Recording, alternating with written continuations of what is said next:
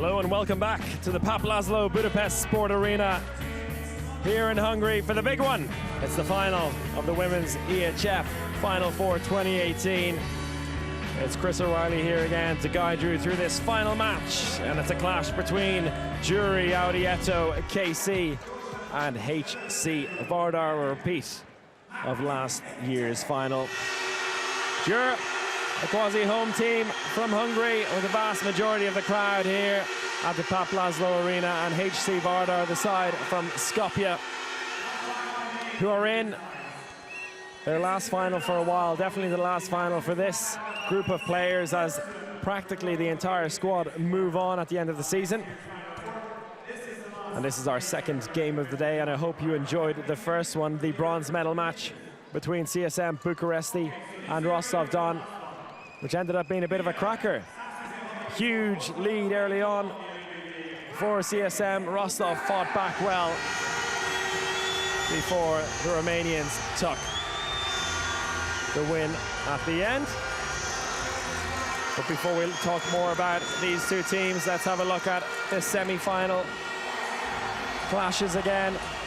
And during their win over Bucharest, it was all about the opening 10 minutes, really, where they set out their stall, opening up a 3-0 lead and really forcing their defensive approach upon Bucharest, who were allowed to do pretty much nothing until the 11th minute, when Christina Niagu finally found a way through.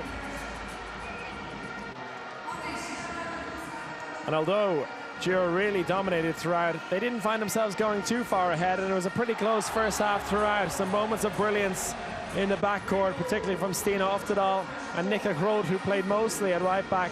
Eduarda Amorim did her bit as well, battling throughout from left back, opening up a 2-goal lead at the break, so it was all to play for in the second half.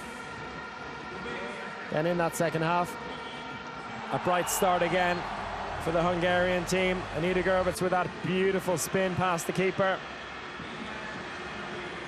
But Bucharest persevered. Christina Niagu stepped up her game. Amanda Kurtovic stepped up her game as well.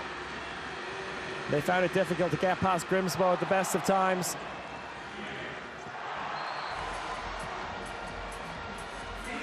But the 2016 champions kept going in the game and drew level at 16-all before a timeout by Ambros Martin really changed the face of the game. They opened up a 1-goal lead there by Nika Groth before they cruised ahead in the final 10 minutes. And by the end, they had won 26-20, booking their place in this afternoon's final. Their fourth appearance in the Women's EHF Final Four. They've won it twice, and they're on course to win it for a third time today. There they are, arriving a while ago, and they also spoke to our man Brian Campion beforehand. We're going to hear what they have to say in just a moment's time. There's Ambros Martin, who's moving on to Rostov-Don at the end of the season.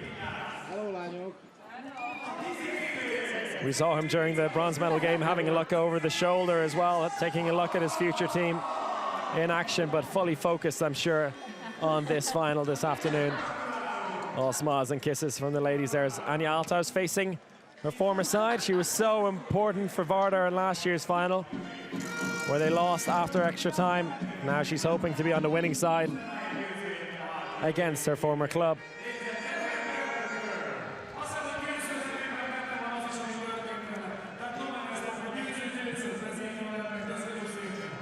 Stina Oftedal, as I mentioned, was such a big part, as was Nika Groth, who was in a battle at right back and defense and did so well to contribute 7 goals from the penalty line and also from right back as a right-hander.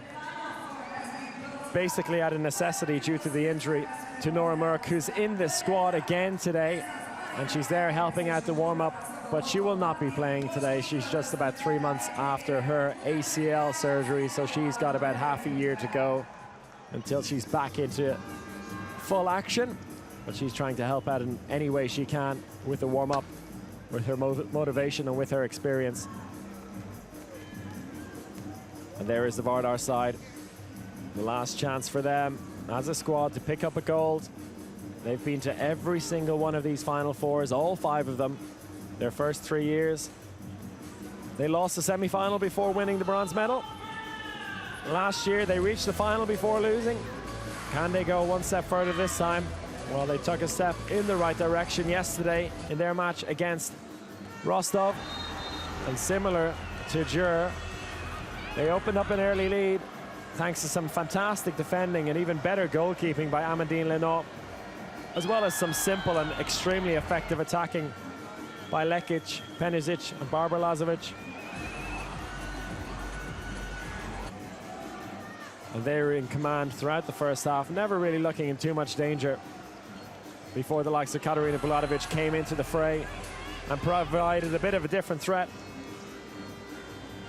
But throughout, Vardar were efficient, they were wily, and with their so experienced players, as you saw there, like Jovanka Radicevic, they were able to open up a 3-goal lead at the break. A very low-scoring first half, the lowest first-half score in the Women's EHF Final Four. And they opened the second half in the same manner. But Radicevic on a fast break, and the likes of Dragana Svijic, who didn't have a great game in attack, really didn't have any space to work with. She should have a bit more space to work with today. But you could see that every single player was doing their bit, even if they couldn't contribute in attack. Dragana Svijic was an absolute fighter. And so passionate. You can see that she, alongside everyone in the Vardar team, wants to go out on a high for this club and for their fans. Leave Skopje with a gold medal hanging around their neck. And that applies to Andrea Lekic more than anyone else. She's been there from the very beginning. A real talisman for the Skopje side. Rostov halfway through the second half with Via Kareva finding form, managed to come back within a couple of goals, but a smart timeout again, as we saw with the other semi-final, gave Vardar the impetus they needed to switch the momentum around, take control again, and in the end, with that in-flight goal as the icing on the cake, won the game 25-19, another 6-goal victory, and setting up a repeat of last year's final, which is about 22 minutes away.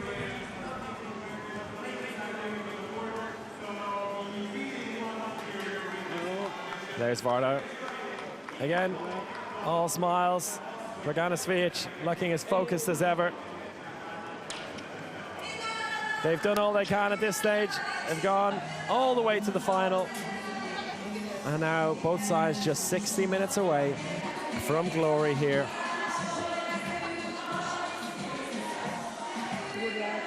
Bit of a tricky situation for Vardar coming into this Final Four. They hadn't played any of the 3 sides in the Final Four. They were the opposite end of the draw, so to speak. So coming into the competition a bit blind, and Gyori probably the side that they know best from previous meetings here at the Final Four. And there's Amandine Lenoir, who is moving to the Hungarian side next season. But as she said herself yesterday, she'd rather be going to the side who've lost this season with a gold medal around her neck. Then she can win it next year with Gyori, she said. As easy as that. There's the squad. Same squad as yesterday, no changes for either side, in fact.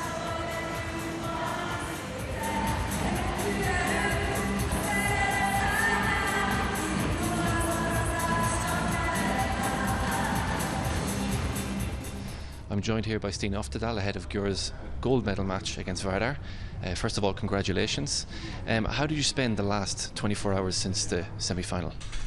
Thank you so much. No, but we just try to get back in shape as good as possible, to relax, to eat, to do all these things, the treatments and stuff. So it feels good, but of course I'm really excited. It's the biggest game of the year, so. And so what were the biggest takeaways for you from Vardar's semi-final performance yesterday? Oh, but it's a lot, of course. They have a really good team, a lot of great individual players, and yeah, we saw Rostov struggled a lot. One of the things just with scoring in general on Lenoir, so it's a lot of things. We need to be really strong in defense again to stop them, and then I hope we can run a little, so we'll see. Of course, you're in a different position. You weren't here last year when they won gold. What are some of the things your teammates tell you that's very important to win in a final match like this on the biggest stage in handball? We actually try mostly to just look at the details from the tactics and like feel secure about that and build the confidence and just kind of believe in it. It's always a cliche to say that, but it's what it's all about. So yeah, that's what they say, and just that we stay calm, and also we'll see if we manage to do that. Thank you very much and best of luck. Thank you, Steve. So I'm joined here with Andrea Penisic. Thank you very much for taking the interview. These two teams know each other very well, and of course you played the final against them last year. But did you have time yesterday to do any prep, or was yesterday totally just relaxation? Yeah, we focused on just for first semi-final game against Rostov. We tried to prepare as much as we could in these few hours. So we were preparing some video yesterday, also this morning. So as I said, we didn't have a lot of time, but I hope we saw everything, what we need. And what sort of threats do Gyori bring on a handball court? Yes, Gyori has a dream team. They have experience. They won title many times, and of course today it will be a war. It will not be a game, it will be a war.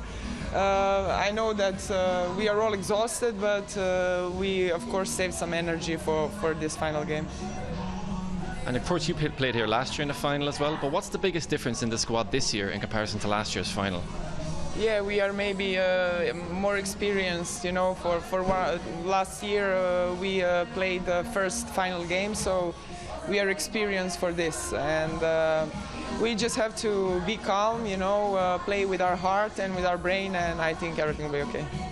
Thank you very much and best of luck. Well, thank you very much, Brian Campion, for those interviews. And it's interesting there that both players said about being calm, and that's a key for this game. Andrea Penisic also mentioning that it'll be a war, and I think the war aspect is exactly what Vardar need to bring into this. If both sides play at the same level and the same quality as they did yesterday, Gyori come into this as big favourites based on that. But if Vardar can make this into a real battle, then they'll have a real chance of causing a bit of an upset here. But although Penisic said that they have the dream team, to be fair, both sides, all four teams at this level have fantastic squads. There's going to be no real upsets whichever way this Final Four goes. And it's Gyori, in fact, who have a bit of the injury problems of late, with Nora Mork out. She is in the squad, as I mentioned before, helping her to warm up, but she will not be taking part. She's just filling in the 16th player in the squad. Susanna Tamori, who had a big part to play at left back and also in defense. She's an all-star defender this year in the Women's EHF Champions League. She is out. And Jana Klenlikova, the right wing, also out, injured. Added that, of course, we had Nika Groth, Stina Oftedal, Eduarda Amorim, and Anya Alters, all injured at various parts during the season, but all of those players showing yesterday that they were fully fit and capable of playing at a very, very high level. If they can replicate that again today, then I would see them as slight favourites coming into this. I can see just in front of me that a stage is being set up, and a quick reminder that in a couple of minutes' time we will have our star performer for the weekend, from the singing side anyway, not sure about his handball skills, John Newman. Going to give us a couple of songs before we get going, and we'll also be giving us one after the game, should everything go according to plan schedule-wise. You can see the players just about getting ready to go off court.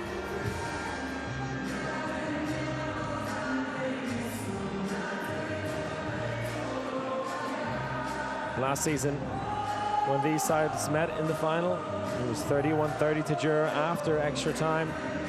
Gyori aiming to win back-to-back titles in Budapest for the very first time. They've got 3 titles overall, winning the last home and away legged Final Four before the move to the Final Four in Budapest. They then won the very first edition of the event here in Budapest in 2014, and of course winning it last year as well.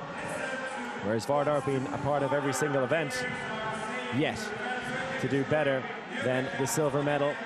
And in about 15 minutes time, we're going to see if they have what it takes to take that one step further in their last chance as a squad. And there's a quick reminder of the overall schedule for the day. And if you missed it earlier, CSM Bucharesti taking a 1-goal win over Rostov-Don. They dominated throughout, to be fair. Then in the final 15 minutes or so, Rostov started to come back before Bucharest found that extra gear, the extra 10% at the end, which gave them their second consecutive bronze medal. And it looks like we're just about ready for our pre-match entertainment. So sit back, relax, and enjoy the voice of John Newman.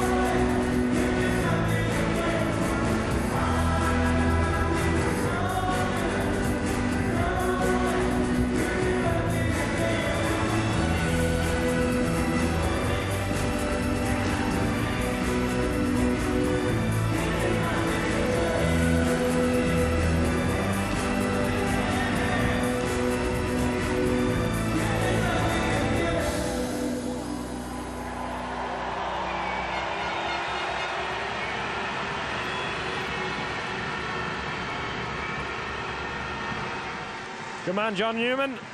Passion-filled performance there from the English singer, and that sets us up beautifully for this final.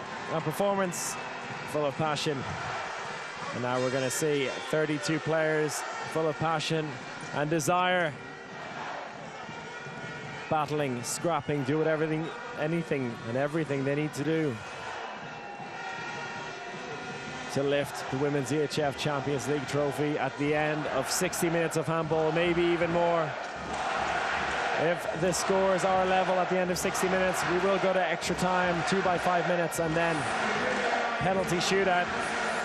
May seem odd to mention it now, but over the last 2 seasons in the final, we've gone to at least extra time like we did last year, and 2 seasons ago, we went all the way to a penalty shootout, which was won by CSM Bucuresti against Gyori.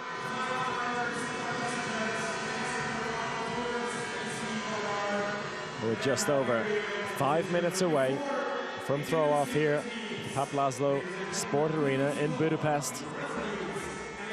And it looks like there's not a seat to be had in this house. 12,000 capacity arena here, and it is packed to the rafters.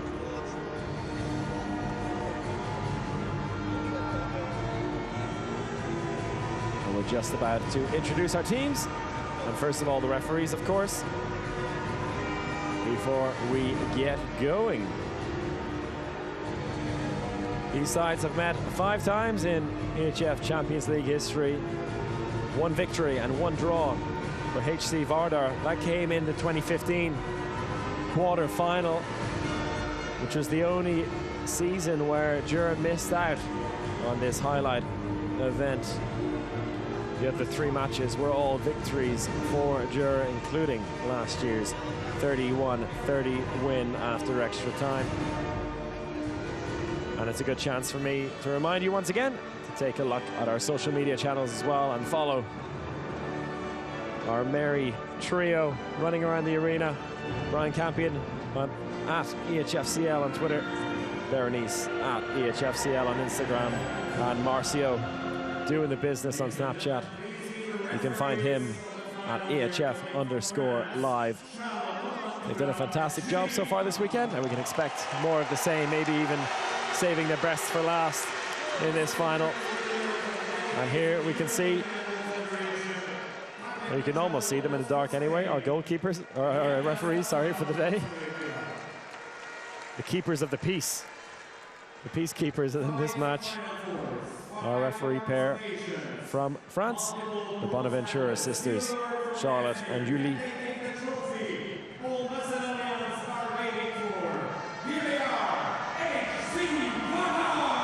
As you can hear there, HC Vardar the first to be introduced.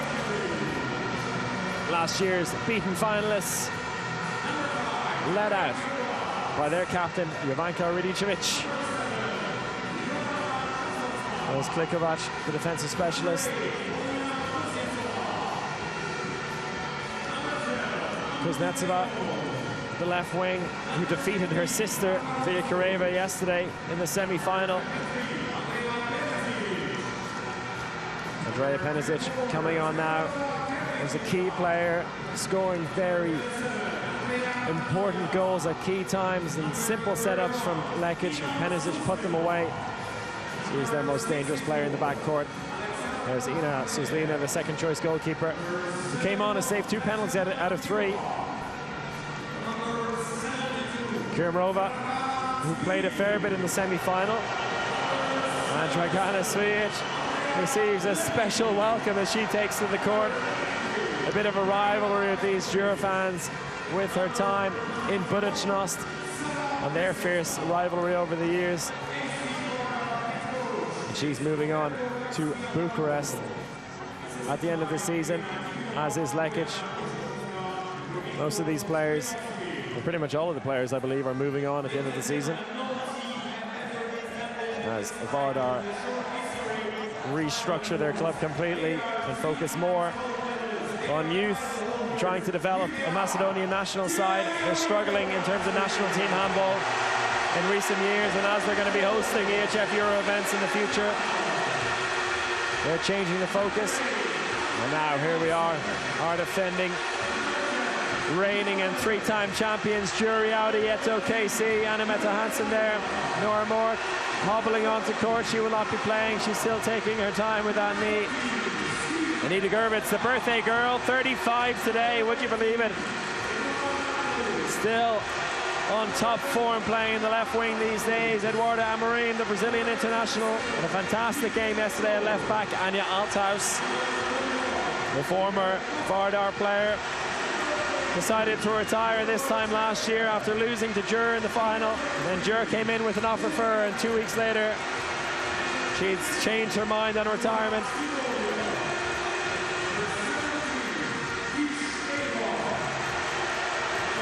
Evakis, the second choice goalkeeper, saw a couple of penalties, but Kauri Grimsbo, the girl who's come onto court there, she was the key player for Győr yesterday in goal. Had a fantastic showing. Really broke the hearts of the Bucharest players with some brilliant saves, helped of course by a magnificent defense.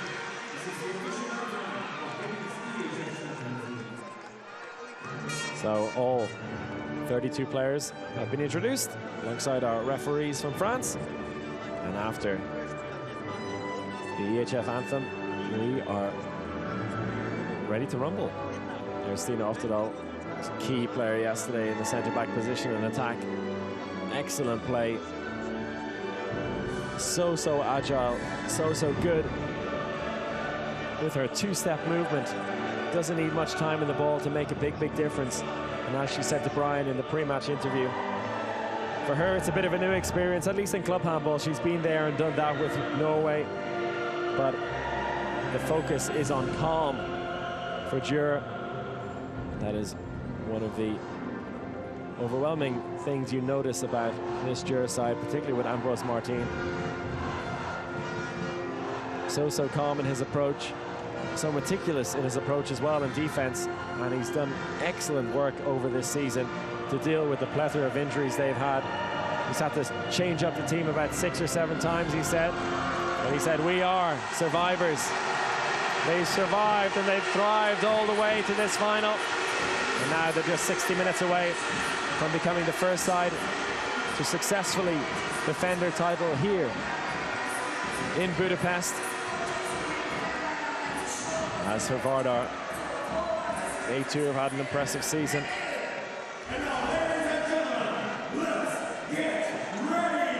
And they also just 60 minutes away from history. It's now or never for them. Győr will be back, that's for sure. But for Vardar, if they don't pick up this title, we won't expect to see them anytime soon. And there's the 2 squads for today. No changes in comparison to yesterday. Number 10, Nora Merck, is on the bench, but she will not be playing at all. Grimsbo in goal is going to have a big say today as well. Anita Gervitz probably going to start on the left wing. Eduarda Amorim at left back. Stina Oftedal, centre-back. Nika Groth, also a centre-back, but she'll probably start on the right-hand side. And Bernadette Bodie is the only choice on the right wing, although Maria Gonzalez had a couple of minutes there. As for Vardar, we should see Polina Kuznetsova start on the left wing. Andrea Penisic, number 23, at left back. Andrea Lekic, number 77, in the centre. Barbara Lazovic had a bit of a cracking second half, so she may start at right back. Jovanka Radicevic, the captain, number 4, on the wing. Dragana Svijic had a frustrating afternoon yesterday on the line. She should see a lot more space today. And in goal, Amandine Leno had about a 50% saving rate. So I think she will retain her spot between the posts. And there's your key head-to-head there, Grimsbo and Leno. They'll be teammates next season for Győr, but rivals for the next 60 minutes in goal. Eduarda Amorim and Andrea Penisic, the 2 left backs. Penisic, the more prolific threat, but Amorim is so key on both ends of the court. Stina Oftedal and Andrea Lekic, 2 very different players, but equally effective and equally important in the playmaker position for the sides today. And with those introductions and all the formalities over, it looks like we are ready to go here. This is the Women's EHF Champions League final, the deciding match here at the Final Four in Budapest.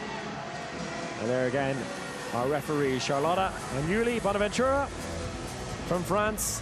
Two very experienced referees, refereed at multiple European and World Championships, even in men's handball as well. Very capable pair to deal with this big final. And it looks to me like it'll be the team in green. Gyori Audi ETO KC from Hungary, who will begin with the ball, attacking from right to left on your screens. And the all green strip with some white trim, and then defending on the left-hand side of your screen in the white shirts and black shorts. HC Vardar from Skopje. And here we go. Yvette Brock gets us underway. And as I predicted, Nika Grode will start on the right-hand side again. Sina Oftedal in the center. Duda Eduarda Amarim at left back. And the birthday girl, Anita Gerbitz, on the wing. And you can hear Hoyrodjur ringing around the arena from this largely Hungarian crowd. First ball into the line is no good, but the referees stop play. Call the foul on Dragana Svijic. Oftedal sets Brock where she wants her for the line switch. Out comes Brock. Opens up a bit of space in the middle for Amarim. Oftedal on the left-hand side now. Into Amarim. Takes a shot. Down low to the left-hand side. And there's your opening goal of the game. In the first minute, Eduarda Amarim goes low and shoots it just past the right foot of Amadine Leno into the bottom corner. Excellent start for Győr from their first attack. And now it's Vardar's first settled attack, with Lekic on the ball. Ball into the line to Svijic, and she gets the shot away. Just a free throw. We already see she gets a bit more chance to get her hands on the ball. She was absolutely engulfed in a war yesterday against Rostov-Don. I said it would be different today, and already she's been used by Lekic. They have a great partnership. Andrea Lekic at centre back and Svijic on the line. Two Serbians. Lekic now tells her backcourt to stay wide, looking up, looking to use some space there. Into Penisic, back out to the left-hand side, off the post, off the inside post, claimed by Gerbitz. And down the other end, they shoot immediately. But too many steps called by the referee. Ball over the top, just about finds Lekic. She's on her own now, but the referees blow it up early. Lekic is complaining about it. She felt she was straight through on goal. They hold on to possession. And Lazovic gets her hands on it, right back. She gets things going. Lekic in the middle, moves back across to Lazovic.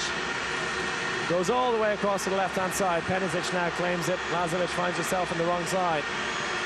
Lekic sends Svijic moving and sends Lazovic in as a second line.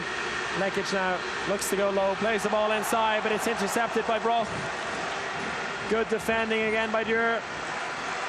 Much of the same as we saw yesterday. Amarim goes in. Svijic looks for the attacker foul. And it's indeed Svijic who gets the yellow card. Amarim's not happy about it. Just a warning, just a yellow card. And after 3 minutes of play here, just the one goal. And it belongs to the Hungarian side in possession. Anita Gerbitz into Amarim. Oftedal tries to find the line. She does find the line, and Yvette Brock puts it away for the second goal. 2-0 to Győr. Immediately counter-attacking from Vardar. Ball out to the left-hand side. Penisic can't move because the referees blow the whistle and give a yellow card to Yvette Brock.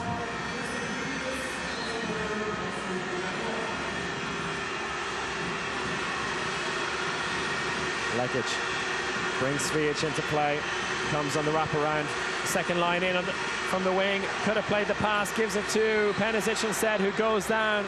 Good running in from the left wing by Polina Kuznetsova. And the foul there earns a 2-minute suspension here. Very early days for Eduarda Amarim, who's not happy about it. Well, that was a very high challenge on Penisic. Looks like the 2-minute suspension is a fair one to me. It's been a difficult start for Vardar, but they're a player up now, a woman up in attack, and a chance for them to break through for the first time, and they earn a penalty through Andrea Lekic. She's taken down on the way through. Let's look at that one again. Throat was beaten. Wrapped her arm around the shooting arm of Lekic, and he can't complain with that, really. So Avakis comes in between the posts for this penalty to be taken by Alexandra Lacrobert, a powerful lefty from France. Waiting for the whistle, and here is her whistle. She fakes it once and finds the back of the net for the first time for Vardar today. It took them just 4 minutes. About 7 minutes less than it took Bucharest yesterday in the semi-final. And that's a big goal for them to get them off the mark.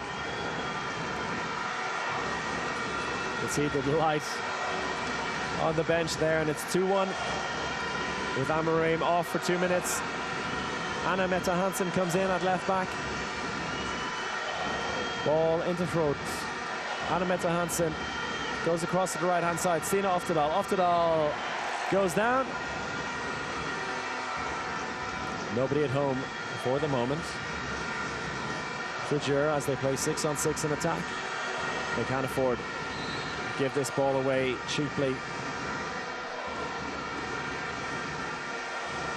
Hansen plays it, wrap around from the line. The hand is up for passive play. They got to do something with it soon. And Stina Oftedal somehow finds the bottom right-hand corner out of nowhere. Saw the gap, went low with the shot, and beats Leynaud on her near post. She'll be disappointed with that one, but a good finish by Oftedal.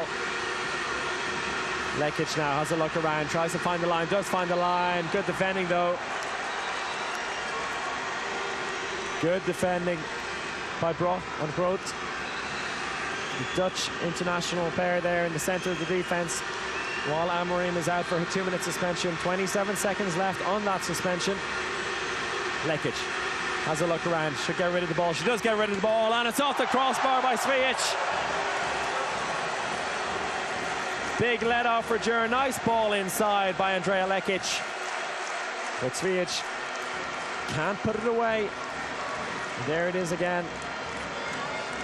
Hammers it off the crossbar, and it remains 3-1. And the 2-minute suspension is now over, so Grimsby makes her way back into her goal. Oftedal to Anna Mette Hansen. She takes a shot through the legs of Amandine Leynaud, and it's 4-1. Nice finish by Hansen. Wasn't up to too much in the attack yesterday. She's a key defender for them, but she can show, or she's just shown, what she can do in attack. Challenged by Svijic, but she got it away and through the legs of Leynaud for a 3-goal lead. Lazovic now into Penisic. She's got a bit of space to shoot. She does shoot, and she scores. First one for Andrea Penisic.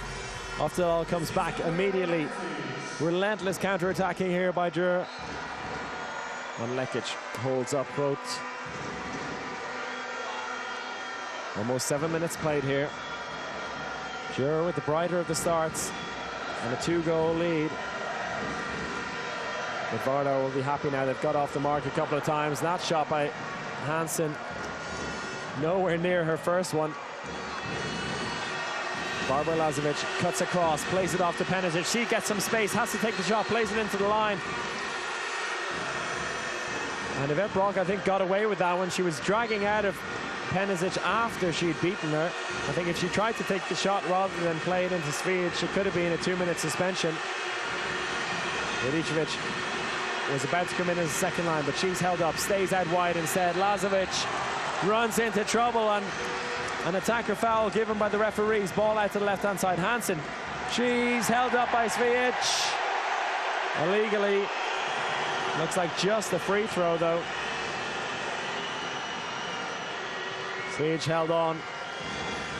Here we go again.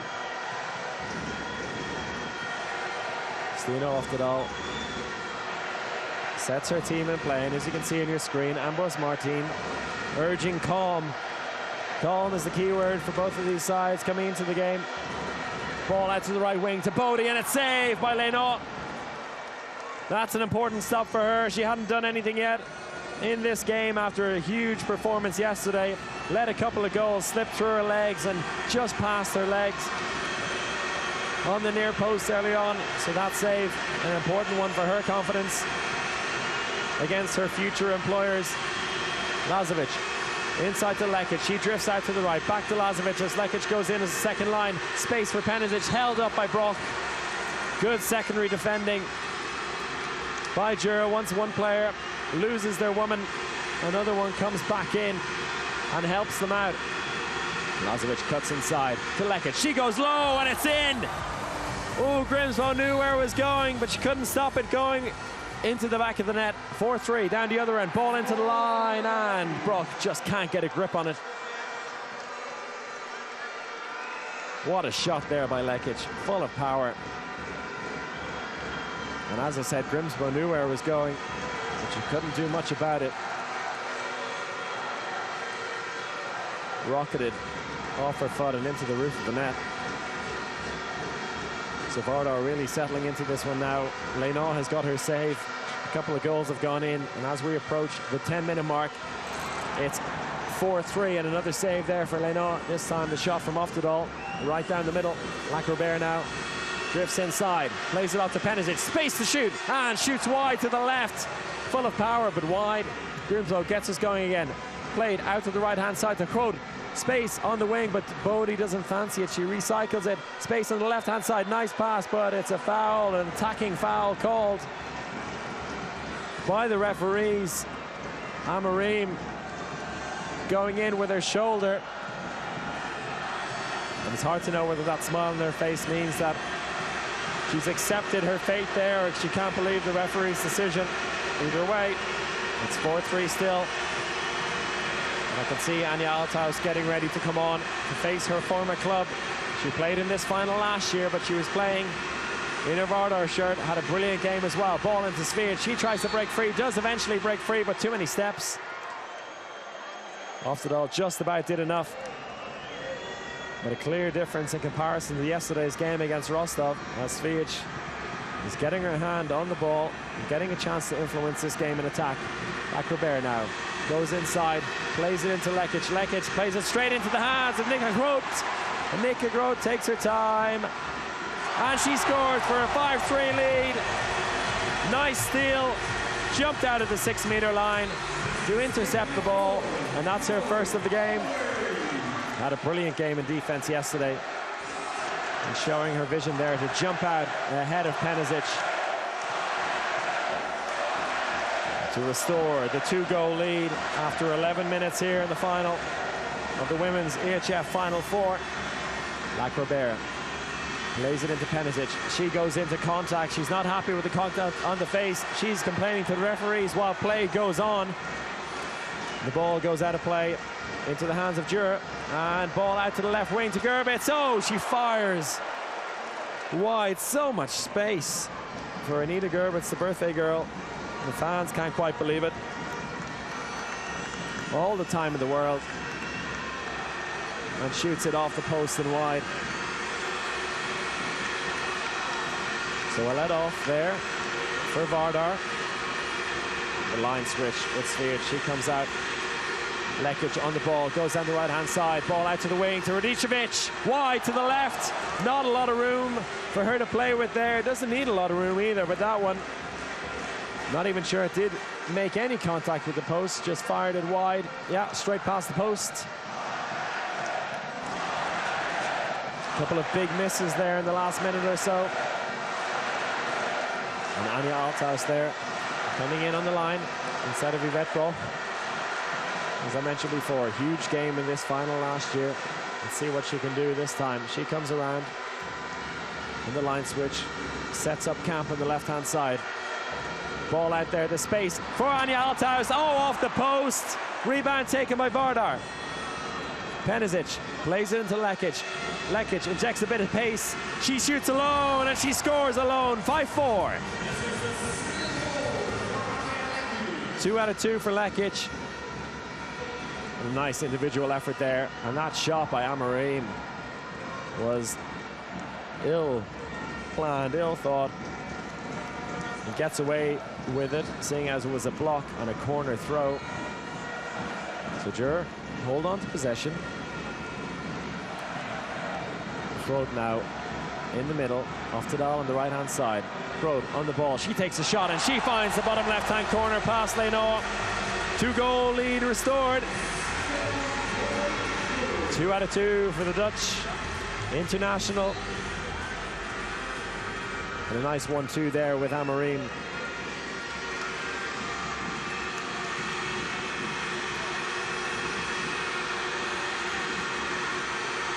So 6-4, both sides settled into this game now, but Gyori with the slight advantage. After 14 minutes of play, Lacrobert plays it into Lekic. Lekic breaks through, and it's a save by Grimsbo. Brilliant point-blank save by the Norwegian. Ball into Brock on the line, tries to put it over the head of Leno. Leno was having none of it. She stood tall. Ball down the other end for Penisic. Gets a shot away straight at the face of Grimsbo, who goes down in a heap. That was nasty. Penisic absolving herself of any blame there. She was being forced into contact, took the shot eventually and went straight into the face. Let's look at that again. Inside defending as well from Groth. Penalty could have been the call. Grimsbo stood tall and got one straight into the nose and seems to have hurt herself. I think she's okay.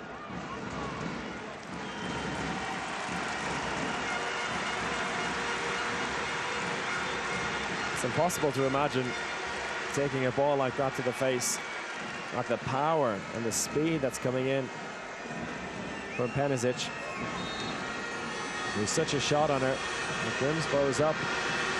She will battle on. And it's Kermova on the ball now. Plays it off to Lacrobert. Inside to Penisic. Space on the line. Referees call a halt to it immediately. Could have let it play there for a moment. There was space there. Canadia on the line was open. Radicevic. Lacrobert goes for the shot alone. Bounces it. And saved by Grimsbo. Showing no ill effects of that shot to the face.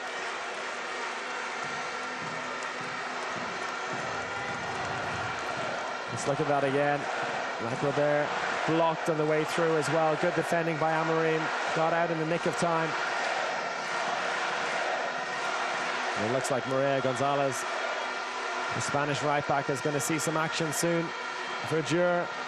Amarim breaks free. Shot straight at Leno. And a free throw. Things settling down here. Both sides getting a real feel for each other. The defense making the adjustments needed. Oftedal held up. Free throw again. Althaus gets us going. Amarim into Oftedal. Oftedal tries to find a space for Krod. Nicky Krod, 1 against 1, plays it into Oftedal. Shot comes in, fired over the top. Good idea, but a bit too much on it. Was leaning back and shot it over the bar. Penisic now to Lacrobert. Krimova on the right-hand side. They decide to slow it down. But Krimova back into the center.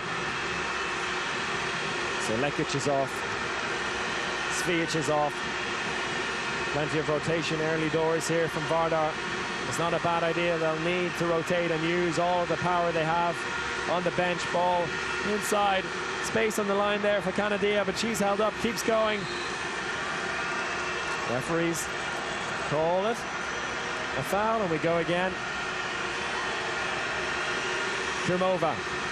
Hand is up for pass of play. The pass is forced into the line, and it's a Gyori ball. Mika Kroos, she goes into contact, but she still puts it away. Excellent finish. Knew there was a hit coming in against Kuznetsova. Well, she braced herself for it, opened up her arm, and still found the back of the net. 3 from 3 for her, and that is a timeout called by Vardar. Let's listen in. The problem is that I told you that don't pass the ball. It's foul, but they don't whistle. I told you this last today. Today we don't whistle nothing. We are like this, 1 pass, 4 fast break, okay? And remember, we play pet. Center goes up. We have to pass back to the left side for attack from there and pivot back. Not here because we don't have space, okay? They keep 4 pace now.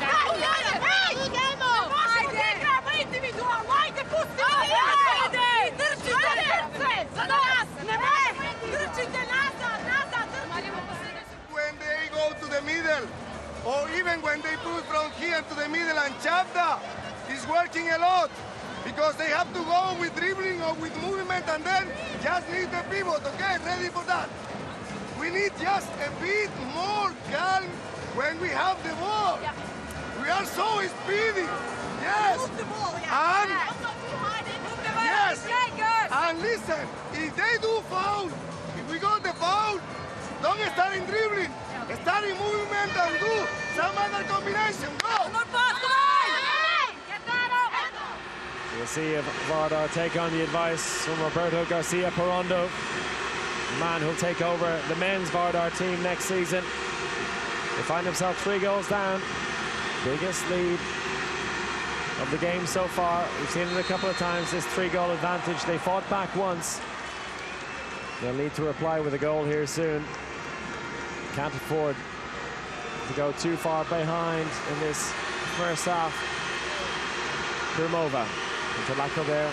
Ball back into Krumova is a good one, but it stays in the possession of Gyori Amorim. Plays it out to the left, plenty of space there on the left. Ball out to Gurbitz. Anita Gurbitz shoots it in, but she stood on the line according to the referees. She put up her finger saying, no, I don't stand on the line. I'm Anita Gurbitz. But the referees saw it better. And it remains 7-4. She can't quite believe it. The replay will tell us more there. And she wasn't inside, it has to be said. She was very clearly outside. So unfortunate decision there for Gyori. Lacrobert now on the ball, plays it out to the left-hand side. Krumova can't quite get a grip on it. Helped out by Kuznetsova. Krumova, looks like a heavy contact around her neck there. But the referees say it's just a free throw. Krumova brings Canadia around on the line switch. Ball across is a nice one and it's saved! Grimsbo rebound, Canadia, and it's wide to the right. The referees. Looks like they've called a penalty on that one. It was a contact as she took the shot. It was indeed. What a save though by Grimsbo against Lekic. A beautiful pass in by Lacrobert in the first place, and excellent stop by Gyori Grimsbo. The rebound taken by Andrea Canadia, and she earns the penalty. Miss Alexandra Lacrobert stands up to the 7-meter line again, fakes it once, and she puts it wide to the right. That is not a penalty you want to be missing. I'll have to take a look at that replay. Did Kiss get a touch on it? She didn't get a touch on it, you know. Lacrobert tried to spin it past the standing leg, but she put it wide and to the right. And 19 minutes played, it remains 7-4 to Gyori.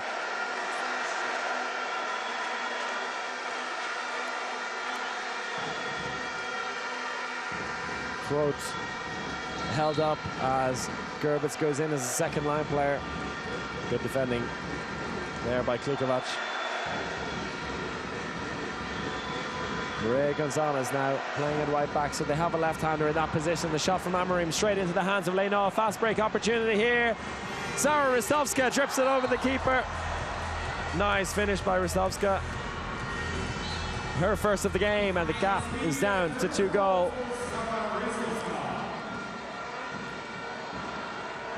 Look at that again. The shot from Amorim straight into the hands of Leno. Ristovska drops it over the keeper. 20 minutes played. Grote out to the right-hand side to Gonzalez. Shot comes in, saved by Leno. She's really coming into the game now. Has a look up.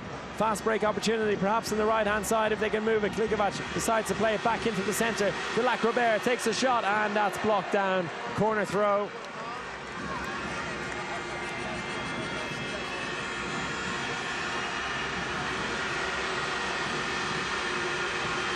Kirimova in the center, Lakrobert at right back, and Andrea Penisic left back. Not the usual backcourt trio, but they're doing a decent job at the moment. And as I said, they need to rotate as much as possible, use all the forces in their squad here. Ball into the line and held up well by Gonzalez. Looked to hurt her knee there a bit. Hopefully nothing serious. As she landed, there was a big contact there as Canadia landed on top of her. But she continues playing on. Kirimova out to Lakrobert. Kirimova again in the center. She makes way for Lekic. Ball into Lekic. Doesn't go through. It hits a foot instead. It'll be a corner throw. They tried that ball a couple of times. It's worked out once. Kirimova out to the left wing is no good. It's intercepted. Dura ball. Will they move it quickly? Amorim bounces up the court, takes her time, and plays it out to the right before making way for Anna Mette Hansen. He scored one early doors here. She's introduced at left back. And it's interesting to see both sides rotating the squads a lot today in comparison to yesterday. Perhaps feeling the effects of the match yesterday, knowing that they cannot play 60 minutes in the final. They need to rotate as much as possible. Shot comes in and saved by Leno.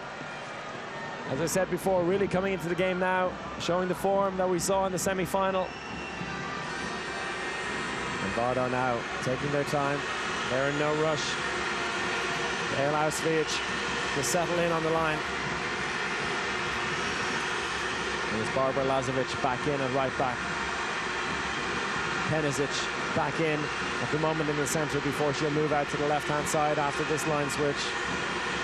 Lekic in the center, goes out to the right-hand side. Lazovic runs into trouble. Anna Mette Hansen is taking no prisoners there. And Svijic gets us going again. Lazovic, Lekic, Penisic tries to spin around. She does spin around, but the referees blow the whistle, saying she took too many steps. And they go again. Penisic drifts around, takes the shot straight at Grimsbø. Attacker foul called anyway. Groth out to the left-hand side. Anna Mette Hansen plays it out to Gerbitz, but it's no opportunity for her on the left-hand side. And they get us going again. 6 minutes, 20 seconds since Giro's last goal. We had a 7-4 lead going into that timeout, and since then, just one goal scored. Referees are happy with that challenge. They don't force the fast break. Seems like Andrea Lekic is the only one willing to push the tempo here for Vardar. And here she is on the ball. Goes out to the left. Penisic has the space to shoot straight at Grimsbø. Strong defending once again, and it looks like Penisic has room to shoot, but as soon as she looks like she's raising that arm, there's a player right out on top of her immediately. Line switch with Svijic.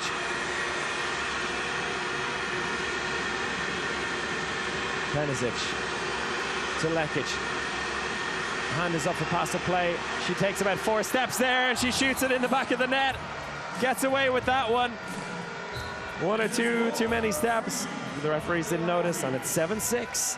Let's look at that again. 1, 2, 3, 3.5 steps maybe.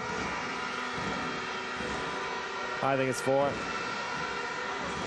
And she gets away with it, and she is the woman on form in the backcourt for Vardar in this game, as she was yesterday. So influential. And she will drag Vardar kicking and screaming to this gold medal if she needs to. Oh, and that's a beautiful shot over the top, but an attacker foul called. Let off for Vardar. Now they come down the other end. Ball into Lekic. Lazovic back to Lekic. Lekic tries to spin, goes back the other way. Space on the right-hand side. They find Ristovska. Sara Ristovska draws us level at 7 apiece. Nice handball there, and beautifully finished by young Sara Ristovska, and that forces a timeout to be called by Ambros Martin. 7-4 turns into 7-all. And let's listen in to the Spanish coach. In offense, when we play Paris or the pivot here like now, and also before we got the chance, okay, with the pivot between 1 and 2. And also let's play some Norway too. Attack, they will jump and then our pivot will be there, okay? If not, play the ball a bit more to the side. Don't forget about move them with double cross. And everybody ready to go in, okay? Go! Running in this, you have pass to Sevilla, but just look, okay? When you are running, we have this pass, but this good. Goya is not working. Goya y US cross. And now try the next time Moya y EHF.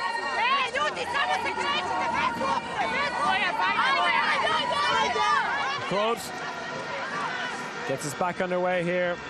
7 apiece, 5 minutes left in the first half of this final, the Women's EHF Champions League. Defending champions in the attack, and the shot straight at Amandine Leno. Another save for her. They're making it easier for her.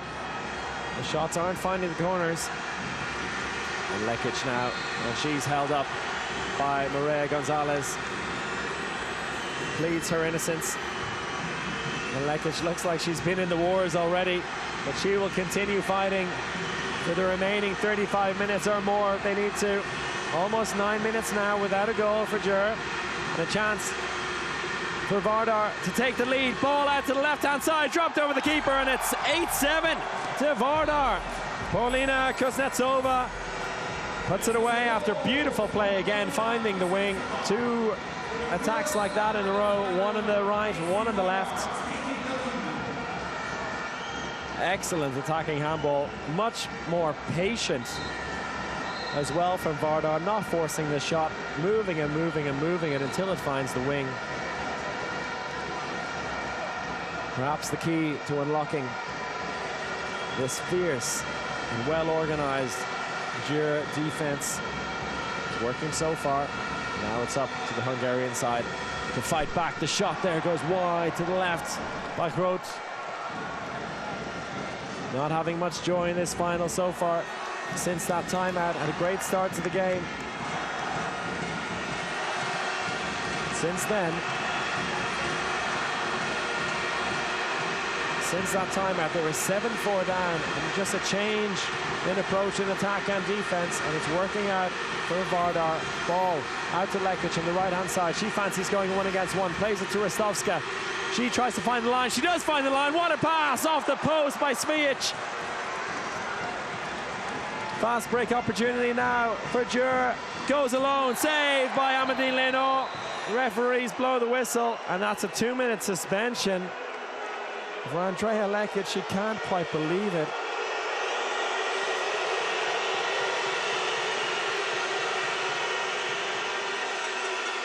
She hugs off it all. Let's look at that one again. That is heavy contact as she breaks through. The shot was taken already.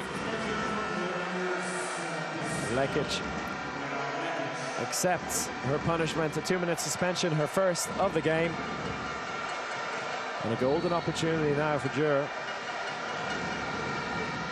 to end their barren spell and get a goal here in this 2 minutes with one woman up in the attack. Amorim on the ball, plays it out to the right-hand side. Amorim again, 2 lines waiting for it, goes into Brock, saved! Rebound, taken by Gyori, another save by Leno. She is on fire. Ever since that timeout, she had such a poor start to the game. And now she's stopping them all. Another shot coming in from the right-hand side this time, and this time it goes in. Bernadette Bodie ends the barren run. Her first of the game, and she draws the Hungarian side level, 8 apiece. Good pass out there by Groth.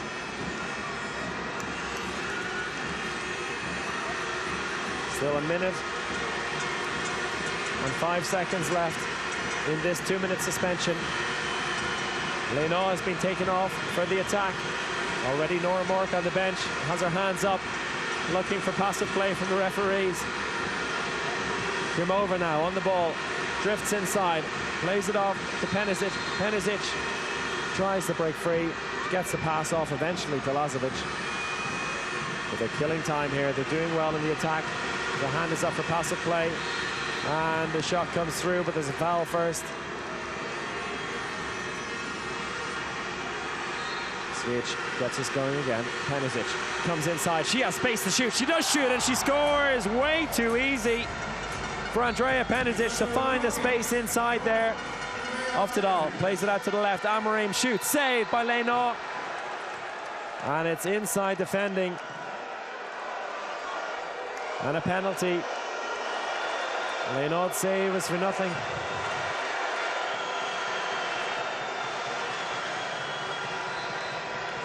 And a 2-minute suspension is now over. A good save by Leno. She's really kept Vardar in this game, and now they've taken the lead again. Anita Grubitz steps up to take the penalty. She fakes it once, and she puts it away. Birthday girl, 35-year-old Anita Grubitz. So composed from the penalty line.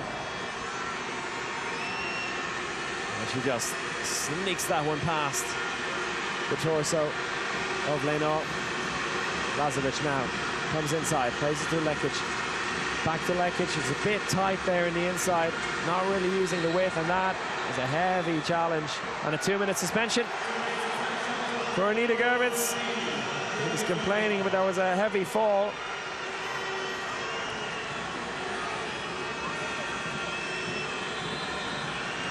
Not accepting it there, can't quite believe it. And a 2-minute suspension for Gyori. Vardar one player up again. Svic gets us going, plays it out wide, shot comes in, saved! And the rebound saved again, and that is that for the first half of this pulsating final. It hasn't been the prettiest. We haven't seen a plethora of goals, but it has been entertaining nonetheless. And we go into the break all square. The final shot coming in there from Penisic. They tried to catch them off guard for these final few seconds. Probably could have played a couple of passes before the shot came in. Nevertheless, they're all square at the break, 9-9. A great start to the game for Gyori. They had the early lead going up 4-2. And then 7-4 before the timeout called by the Vardar coaching pair of Irina Diborova and Roberto Garcia Parondo. That set things straight for them as they found a way back into the game, and even taking the lead at 8-7, a 4-goal run for them. And a lot for both coaches to contemplate now. Quick look at the stats there. And look at that saving percentage again. 47% saving for Leno, 40% for Grimsbo. Two brilliant performances yesterday, and they're backing it up here in the final. Ambrose Martin said in the build-up to this week, there's only one position on the court that can make a real difference at the Final Four, and that is the goalkeeper. And both goalkeepers here had a huge part to play in getting to the final, and they're in a battle royale here to try and claim gold. There are the scores, 3 apiece for Andrea Lekic and Nika Groth.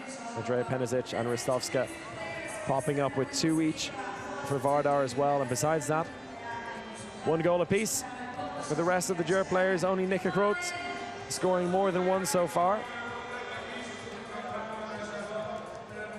And I'm sure after just 18 goals in this first half, we'll see a lot more open second half as the sides tire and figure ways to break open these defenses. But we're set up beautifully for a second half here. And we'll be back in about 10 minutes time for coverage of that game, this final of the Women's EHF Final Four 2018. Gyori Audi ETO KC 9, HC Vardar 9. Hello ladies and gentlemen, welcome back to the second half of our Women's EHF Champions League final between Gyori Audi ETO KC from Hungary and HC Vardar, the pride of Skopje. It's 9 apiece at the break, and we're just a couple of minutes away from the second half of this deciding match, the gold medal match at the Women's EHF Final 4 2018. The 5th edition of the competition here at Pap Laszlo Sport Arena in Budapest, Hungary. And Vardar, who have been to every single one of them, but yet to pick up the gold medal and that trophy. They picked up the bronze medal 3 times. They went one step further last year, won silver after a heartbreaking defeat to their opponents today in the final, 31-30 after extra time. And they take that one step further today. And I mentioned extra time before, and the way things are going so far, I wouldn't be 100% surprised if we see the same again today. It's 9 apiece at the break, 30 more minutes of handball. And if we do not find a winner after that, we go to 2 by 5 minutes in extra time. And if we don't find a winner after that, we're going to a penalty shootout, which we saw 2 years ago.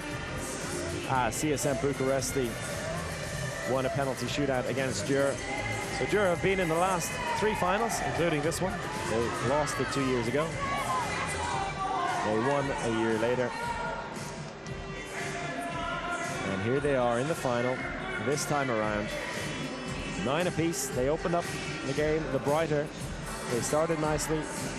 Had a 3-goal lead at 7-4 before well-timed timeout changed the face of this game. Amandine Leno in the Vardar goal has had a blinder since then, saving practically everything that's been fired her way. Andrea Lekic and Sarah Rostovsky have been brilliant. Sarah Rostovsky, who's come in on the wing, and she's getting to start this second half on the right wing instead of captain Ivanka Radicevic. And Andrea Lekic, who stands in front of me at the moment, number 77. Been brilliant at centre back. And there's the 2 goalkeepers. 38% saving and 47% saving. Impressive stuff from the pair of them. Leno with a slight advantage in terms of saving. And whichever one of these two can have the bigger game over the next 30 minutes will have a big say in who takes the title here. A bit of a false start to begin the second half, but now we're underway. And it's Vardar attacking from right to left in the wide with Andrea Lekic in the center. Andrea Penisic at left back and Alexandra Lacrobert at right back. Penisic plays it off to Lacrobert, and it's an attacker foul called immediately by the referees. And a good start for Gyori. That'll give them a boost at the beginning of this second half. Attacker foul called against Penisic. Not happy with it, but they have to move on.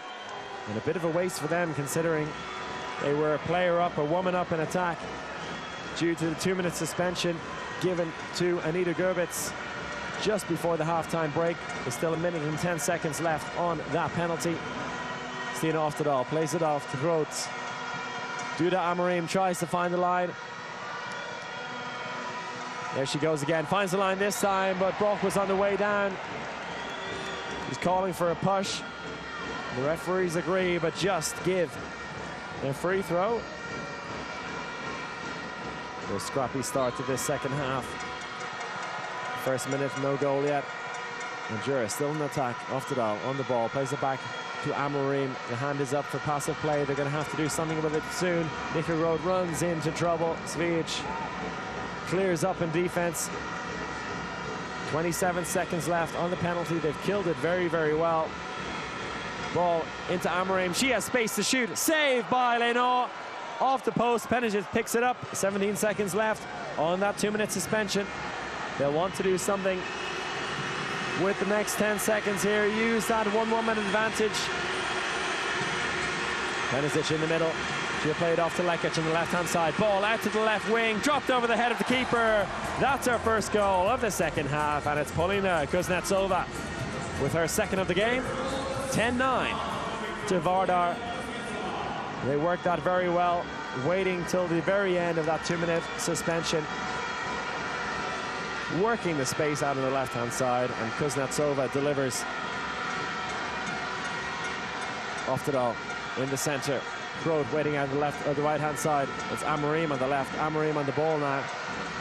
Oftedal comes around and runs into contact. Groth tries to force a gap down the right-hand side. We'll go again with Oftedal. She finds a gap, gets a shot off straight at Lacrobert.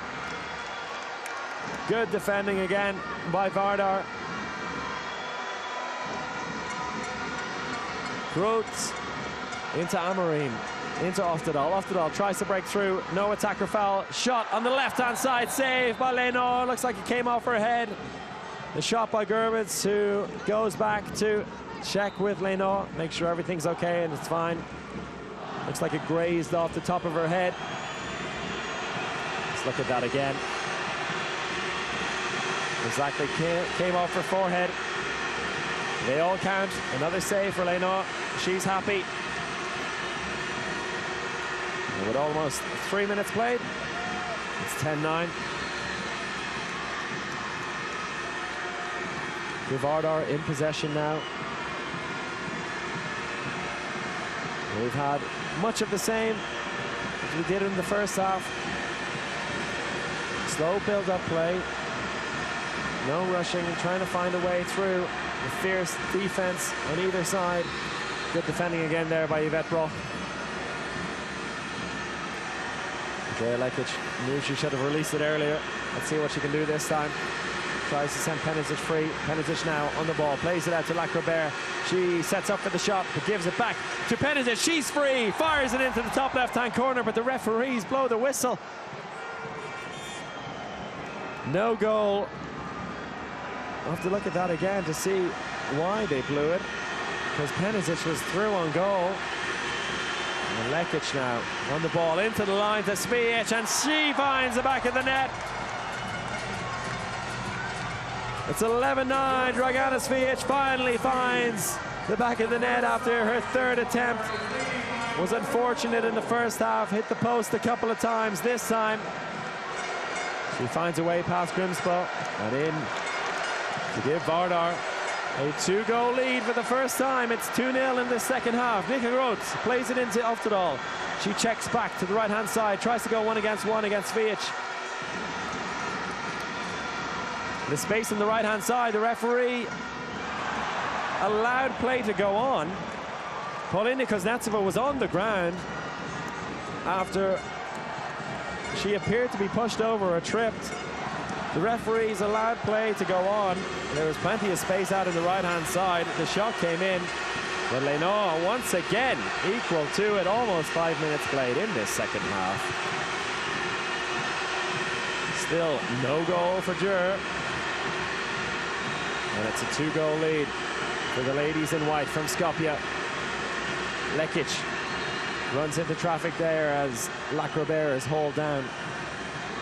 Such aggressive defense from both sides. Not overly aggressive, but right on the limit of the law. And I say right on the limit of the law as a 2-minute suspension is given to Amorim. And that is her second of the game, so she's in real foul trouble now. Let's look at that one again, and she's dragging out of Lacrobert. Lacrobert eventually goes to the ground. She was trying to get out of the way and open up the space for Penisic.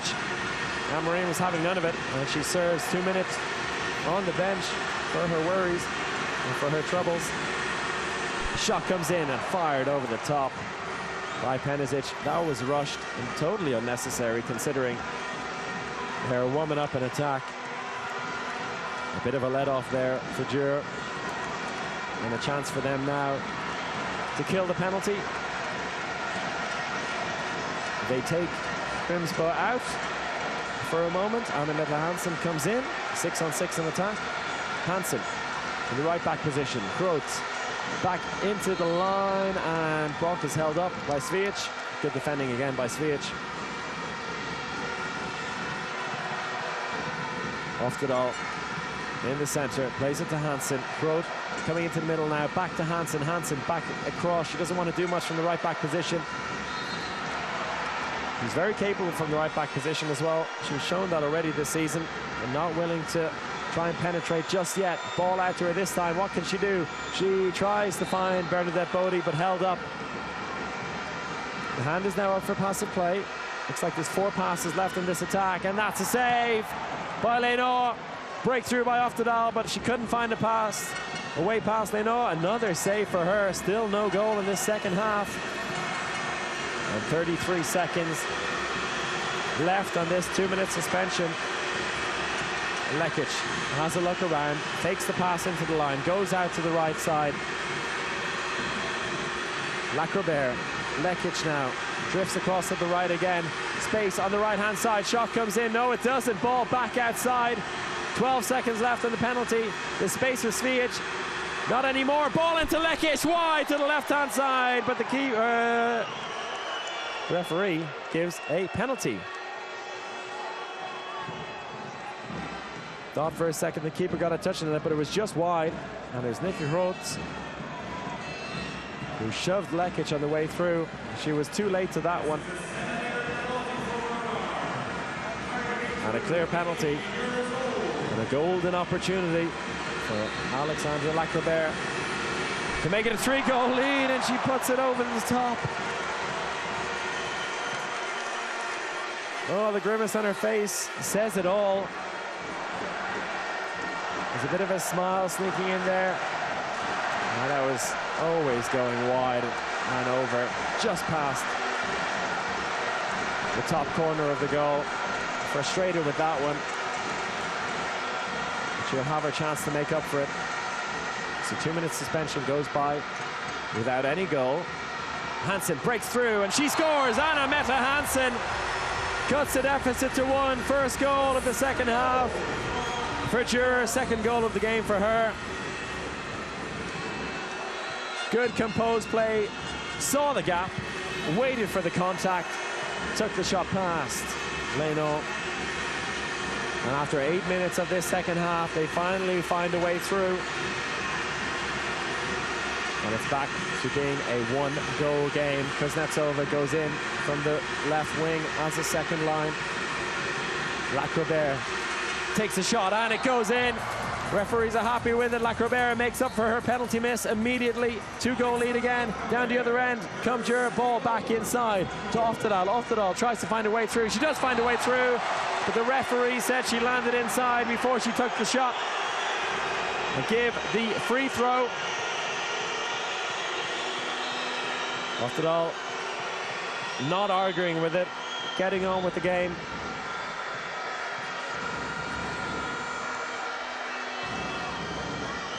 And the referees being called over to the table. He's going to give a yellow card to Ambrose Martin for his complaining. As you can see there, Radicevic and Oftedal share a smile after agreeing to disagree on that last challenge. We're back underway. Hansen. It's a quote. Hansen again tries to find a way through, and that's a penalty. Excellent work again by Anna Meta Hansen. 2 attacks in a row where she's found a way through and drawn the contact. First time around, got the shot off. This time, happy to take the penalty. She's having an excellent game, considering the situation Gyori have been in without Merck at right back. They've done so well. Gerbitz now with the penalty, fakes it a couple of times and puts it past Suslina into the bottom left-hand side. Second goal of the game for her, and it's a 1-goal game again. Composed penalty again by Anita Gerbitz. Almost 10 minutes played in this second half. 20 minutes left of normal time in this final. And it's 12-11 to the team in possession. Vardar with Lekic, plays it off to Lacrobert. Lacrobert comes back around, finds a space, shoots it into the near corner. Again, too much space there, just hanging back a little bit. Gyori is being punished. Nikki Rowe tries to find the line, but she's held up and rolled over by Svijic, who looks like she got a heavy hit on the head as both of them hit the ground there.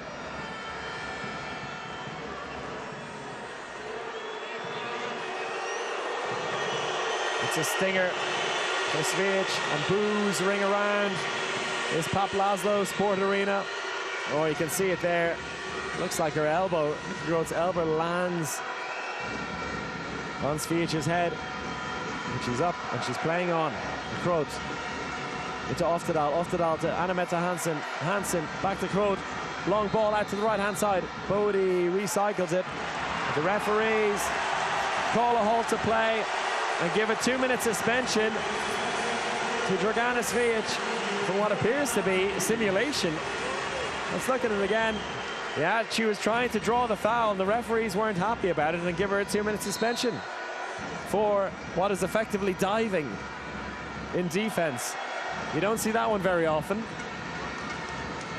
And a 2-minute suspension now for Vardar. Golden opportunity for Gyori to get one back, but it's stolen by Kuznetsova. Paulina Kuznetsova, excellent defending by her. Just sticks the arm out at the right time, snatches the ball away. And the golden opportunity goes a-begging. Leonor comes off delighted with her defense as Lekic comes in to play 6-on-6 in attack. So an empty goal for Vardar. Kuznetsova looks like she was about to come in, goes back inside, ball to Lacrobert. Penisic tries to get free, but she's held up by 2 defenders.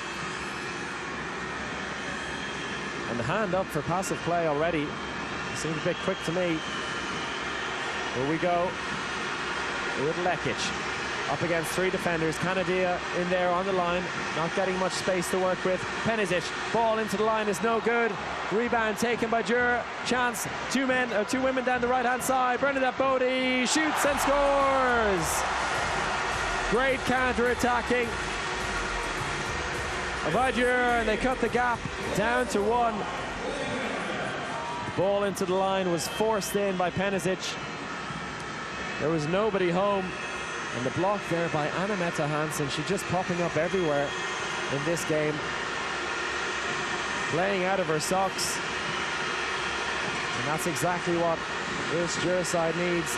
Ball into the line this time, connects, but it's a penalty. Andrea Canadia didn't look like she was going to score with that at all, but the contact was there. She'd already done her job. So up steps Andrea Lekic for a 2-goal lead once again. It's saved! Kari Grimsbo gets a left hand to it, and that is a big, big moment. 42 minutes of this game. First big save of the second half for Kari Grimsbo. And immediately, ball out to the right-hand side. Bernadette Bodie saved by Amandine Leonor. The reaction to that one not quite as loud, but equally as important. Ball out to the right-hand side now. There's space all over the wings. That should end now as Vardar are back 6-on-6 in defense. Hansen on the right-hand side. Shot comes in on the left, and it's an easy save for Leonor. So Gyori failed to take advantage of that potentially momentum-swinging save by Kari Grimsbo. Still a 1-goal lead for Vardar. 13-12. 17 minutes left to play. Penisic held up by Brock, happy to take the contact. Not really willing to take any shots in this second half. She's moving the ball on, only waiting for her opportunity, waiting for a bit of space to shoot. Lekic now. He drifts out to the right. Lacrobert into Svijic, and it goes in just past Grimsbo, but it's an attacking foul. Crikey, it's an attacking foul, and down the other end, Anna-Mette Hansen plays it out to Bodie. Bodie is fouled, and just a free throw.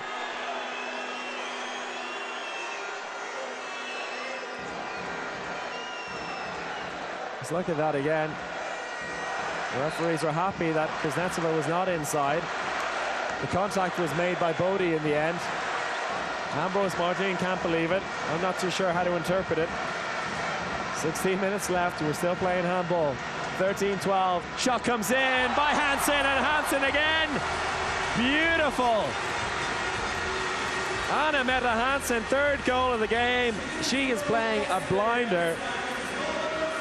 Not a first choice left back, but she is making the most of her opportunity wherever she's being used. She scored from the right, she scored from the left, and it's all square at 13 apiece. Andrea Penisic held up every time she dares to come near the 9-meter line now. Yvette Brock is out on her, not giving her any room to breathe. Past that dotted line, Radicevic was coming in as a second line, and a timeout called by Roberto Garcia Parondo, and I think that is the right thing to do. Calm things down. The key word of the day, calm. 13 apiece. Who will keep their calm? Listen, we have problems when Sevilla is a lot of time in the center, went there for the block, because referees now are with Hansen. Pivot is 4 and 5. She will shoot. We have to make a small part before, okay? If don't, she takes 3 steps and goes shoot. A small part, Barbie before, after we close. We play pet y voy a sapenka. Pet y voy a sapenka. You in the center. Hey. No shoot. Barbie, wait, Sirocco. Paulo, you don't have Wide open with ball, and we run on her. Okay? Yes, also. And second option is change the position, and you in the back push, and then she run behind, okay? And then you can cross or you can go outside. But the most important is the defense. Girls, when they push in the middle. Barbara Lazovic now in at right back. In for Lacrobert. Lekic off to Penisic.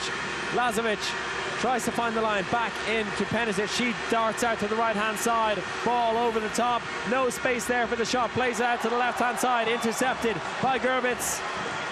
Hansen plays it out to the right to quote the space on the right-hand side for the shot, but Bodie can't collect it in time. Didn't quite get to her corner quick enough. If she was waiting down in the far corner, she would have had plenty of space to run into. And Anya Althaus now enters the fray once again on the line. Hansen at left back. Krootz in the middle. Back to Krootz. Off to Dahl on the right. Ball out to the left-hand side to Gerbitz. Gerbitz regains the lead for Gyori. Queen Anita. It's her birthday today, and she puts that one away to give her side the lead with her third of the night. And a big momentum shift here. It could have been a 3-goal lead if not for that penalty miss by Lacrobert. Now it's a 1-goal lead down the other end, and that's a big goal. Andrea Penisic been a bit anonymous in this second half, but she stepped up now when needed. Brings the scores level again. And we're in the final quarter of this game. This final match, the gold medal match at the Women's EHF Final Four 2018. Nothing to choose between the sides. Krootz could have gone into space there. Hansen does go into space. She shoots off the post, but earns the penalty again. It's the young Dane, Anna Mette Hansen, over and over again. She is the decisive attacking player in this second half for Gyori. Doing exactly what's needed of her. She earns another penalty for Anita Gerbitz. Gerbitz takes it once and saved by Leno. Rebound, Lazovic. Well, Leno gets her penalty save of her own. It's one apiece in this second half. And she stops the run of Gerbitz on the 7-meter line.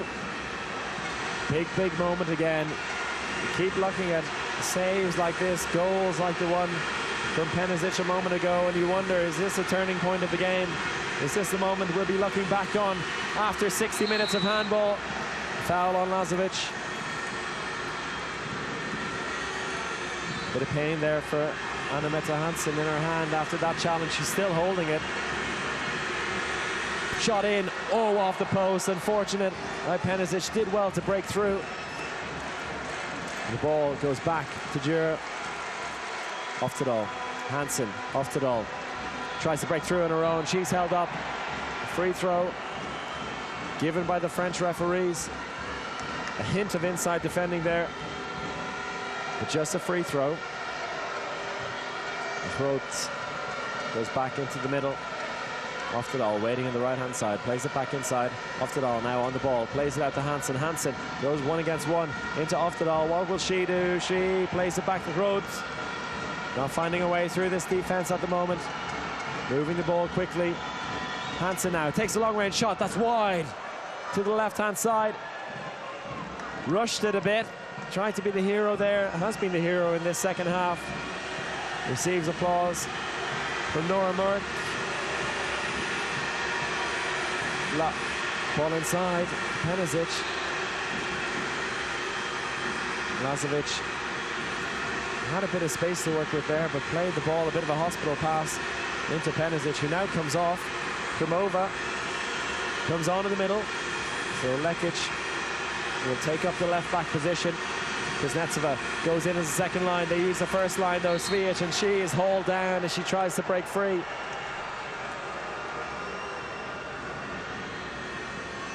Liffey Road enjoyed that one. And good defending by her and by Althaus. Lekic plays it into the center. Krumova out to Lazovic. Lazovic to Krumova. Very bunched in the center there. Plays the ball out to the right-hand side. Radicevic scores! Not much of an angle to work with, but you can count on her, the captain, to put it away. Her first goal of the game, and it couldn't have come at a better time. 49 minutes played here, and as you can see, not much space to work with, but she waited. And she has given Vardar the lead once again. Line switch with Althaus. Amorim back on at left back now. Oftedal, Groot gets things going again. Back into Oftedal, goes 1-against-1, held up by Lekic. Good defending. Althaus. Oftedal signals to Groot what she wants from her. Groot, Oftedal, space on the left-hand side if he can get the ball away, but Lazovic comes flying out. She smelled the danger and she was out to stop it. Oftedal now on the right-hand side. Hand is up for pass of play. They'll have to do something soon. Need a shot here. Groot takes a shot and it's in. Leno got a hand to it. She kisses the ball afterwards, but it didn't help there. And in a moment like that, when you know the shot is coming in, they needed to step out and stop it, but they gave the Dutch international just a bit too much space, and she found the back of the net. 15 apiece. Just 30 goals scored here in 50 minutes of handball, but it has not been wanting for entertainment. Lekic goes inside, plays a long ball out to the right to Radicevic. She scores. I was looking at the referees there for a second. One of them seemed to signal something, but it's fine. It goes in the back of the net, and it's 16-15. Jovanka Radicevic with 2 goals in quick succession. Brilliant impact from the captain on the right wing. And good defending there by Lazovic. No punishment. It was a bit high, it seemed. We'll look at that again. Yeah, a bit high around the neck. But no 2-minute suspension. Now Gyori have to respond again. Oftedal plays it out, opens up the space in the middle for Roth. Oftedal plays it inside again. Amorim out to Oftedal, plays it inside. The space on the left-hand side. Will they work it out there? They earn the penalty. The referees blew the whistle before the shot and say she landed inside. So no goal, but still a smile on Duda Amorim's face. She's earned the penalty and the 2-minute suspension for Barbara Lazovic.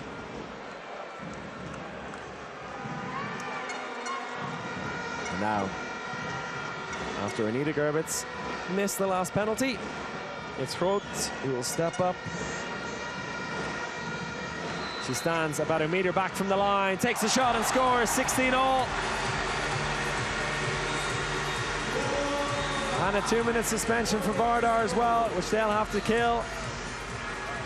5th goal of the game for her. Not a great start to the game, was a bit quiet after that, but now she's come into her own with 2 quick goals. And it's 16 apiece. Leno comes off for this attack. 6-on-6 with a woman down. And Klimova in the center, plays it off to Lacrobert. Lekic plays it off to the right. Running into trouble there. Recycled with Aricevic. And running it, you look at that. You have 12 players all in the space of about 7 meters. Nobody out in the wings. Have to try and spread things wide again. Klimova plays it off to Lacrobert. She's held up, looking for the contact, hoping to kill as much time as possible. The hand is still up for passive play. Lacrobert into Lekic, fakes the shot, could have taken it that time. And the referees give it over. It's a Gyori ball.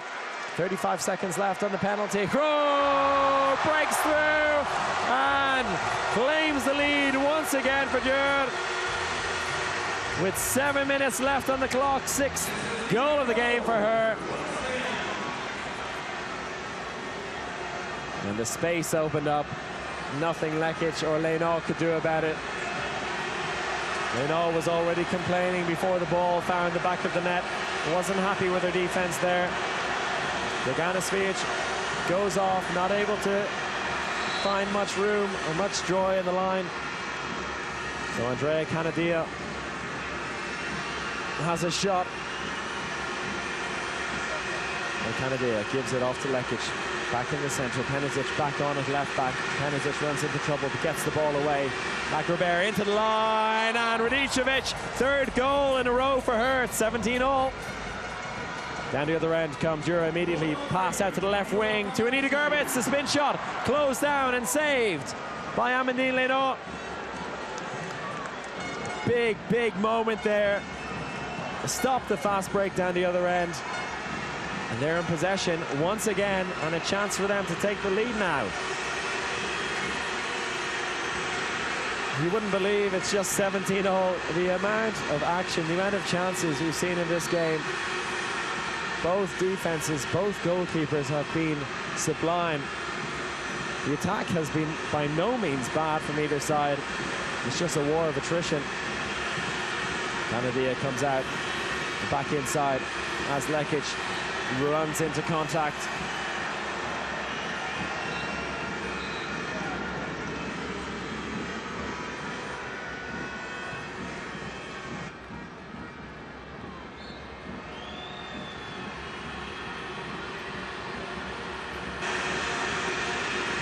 Penisic. Lacrobert into Penisic. A bit of space for her. Does she get the shot away? No. Held up by Brock again. Wherever Penisic can be found, Brock is never far away. Canadia tries to break free there on the line. Oh, and the shot comes through, but too many steps taken by Lekic.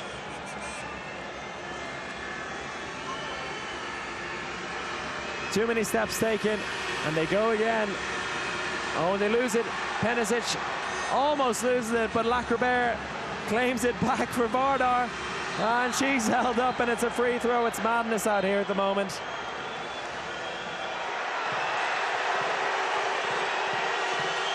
And the referees have given a 2-minute suspension to Yvette Brock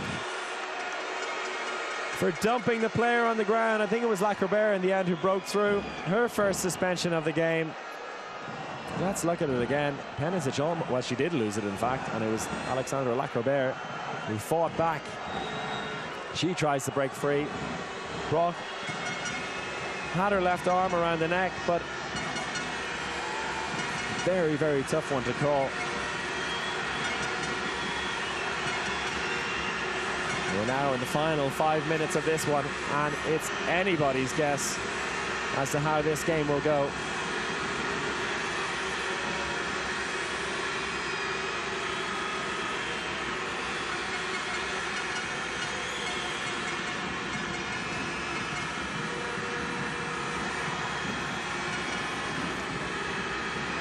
2-minute suspension.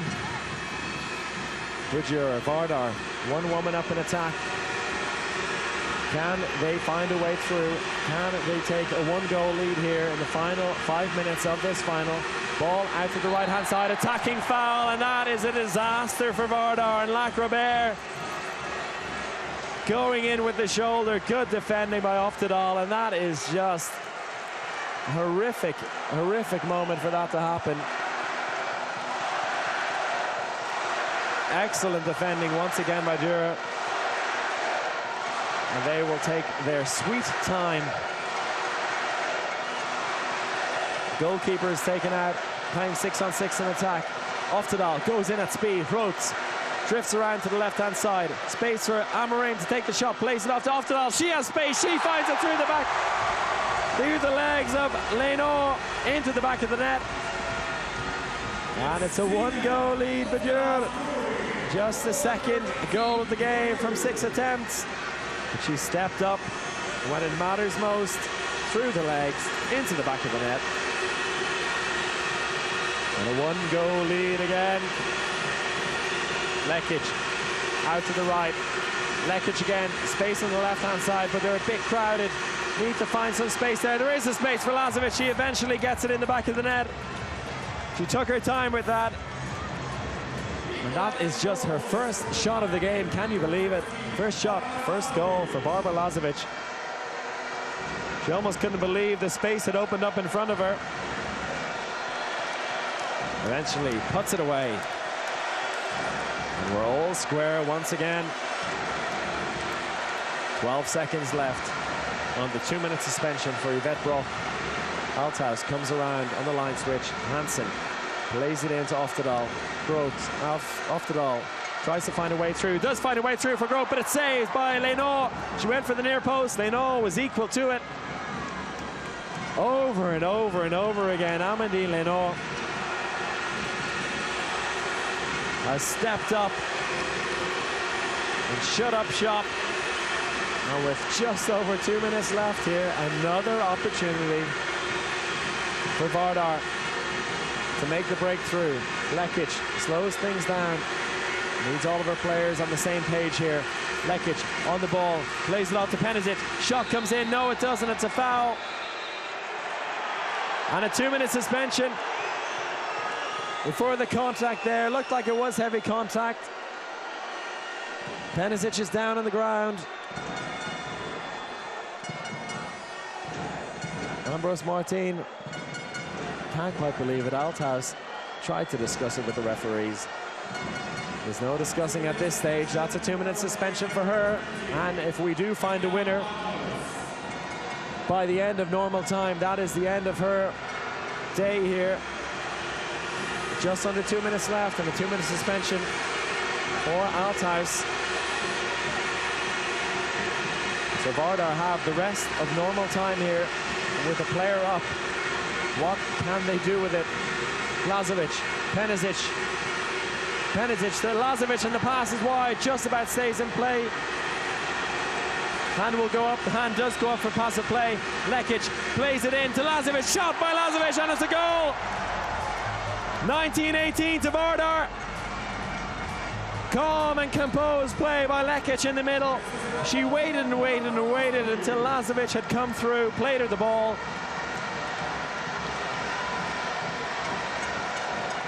And it's a 19-18 lead with just over a minute left to play. Amorim finds Brock, and it's a penalty called by the referees for inside defending. Another big call. Lekic argues it. She can't quite believe it.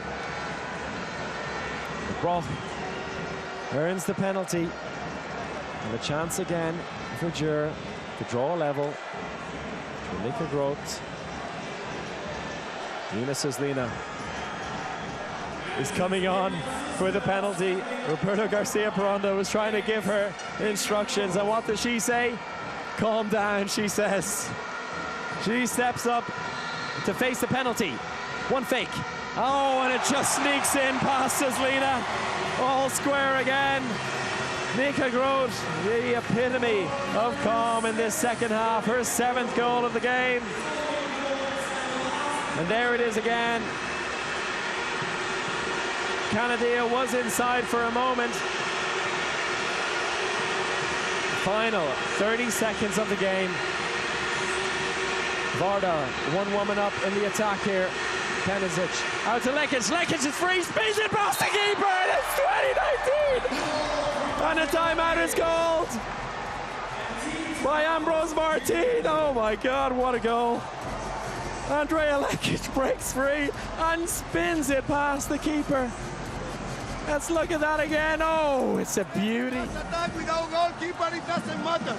Okay, we need to make the solution. Moving the ball like you did it at the beginning. Good movement. Don't stop the ball. And then try in the middle.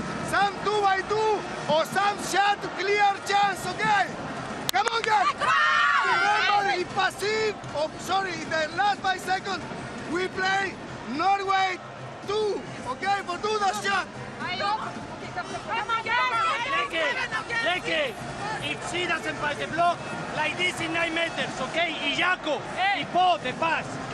After this, we have time out, and we will be one more. It's happening! It's happening! I krilo sa krilom! Za nas! Ajde! Pazi krilo sa krilom!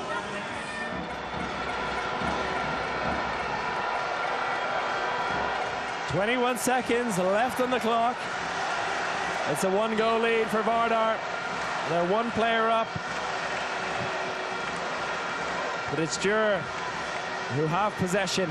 They've taken the keeper out to play 6-on-6 in attack. They'll try to hold on to it to get a clear shot at the end of time. Ball out to Eduardo Amorim. She draws it level, 20 apiece. 10 seconds left on the clock, and another timeout called. Eduardo Amorim steps up, puts it away, just her 2nd goal of the game. And we're all square once again. 9 seconds left. Let's listen to another timeout. One more. They can press. They can press. Think that if we lose the ball, it's better to do. But that we are one more. The only that they can make is press. So, pivot. What do you want to play? The block or pivot 1-2 and just pass back? This is better. They are moving. This yeah, can but be chance for a listen. This. But if they press, if we start to attack and they are pressing, pivot 1 and 2. If fake attack, pass. Pasite proprio Okay, that's it. Be a bit pressing, and from here we go back. Okay, attention, the pivot, don't run. Try to push in, okay? And if we do a foul, yes, but don't let the pivot or the wing running, okay? Go!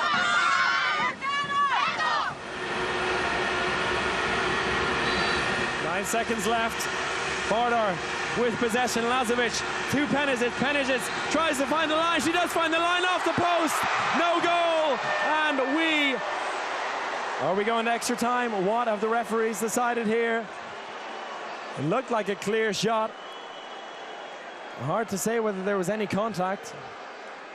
The referees are going to discuss with each other. Let's hear what their decision is.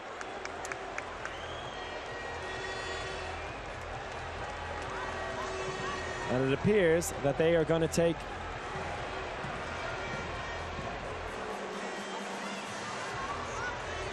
a look at something.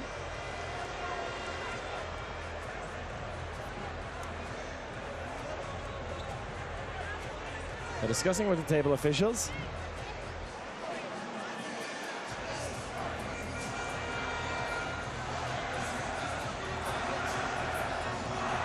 Let's look at that again. Pass into the line there. The ball hits the post. Nothing else to say. And that is it. The end of 60 minutes of play. Nobody was quite sure what had happened at the end there, but it is just the end of the game. It's 60 minutes played, 20 goals apiece. And in 4.5 minutes, we will continue this final with extra time. 2 periods of 5 minutes. to try and find a winner. If we do not find a winner at the end of those 10 minutes, we go to a penalty shootout. Nobody in the arena quite knew what was happening there. The announcers weren't able to tell us what the situation was, but we simply ran the course of 60 minutes. And we're going to extra time.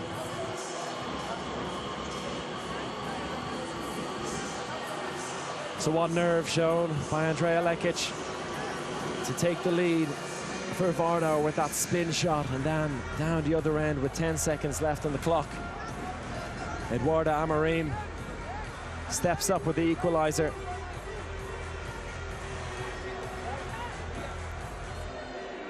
And we are in exactly the same situation as we were last year. And these sides went to extra time. There was a few more goals on the board that time around. It ended up being 31-30 to Gyori. But the amount of goals has not bothered us one bit here today. It's been a thrilling match so far. 60 minutes of pure fight and absolute brilliance at times from the goalkeepers and from the likes of Mika Groth and Andrea Lekic. Also, Jovanka Radicevic in the second half popped up with 3 very important goals. I know which of these two sides can hold their nerve over 10 minutes here and claim the title.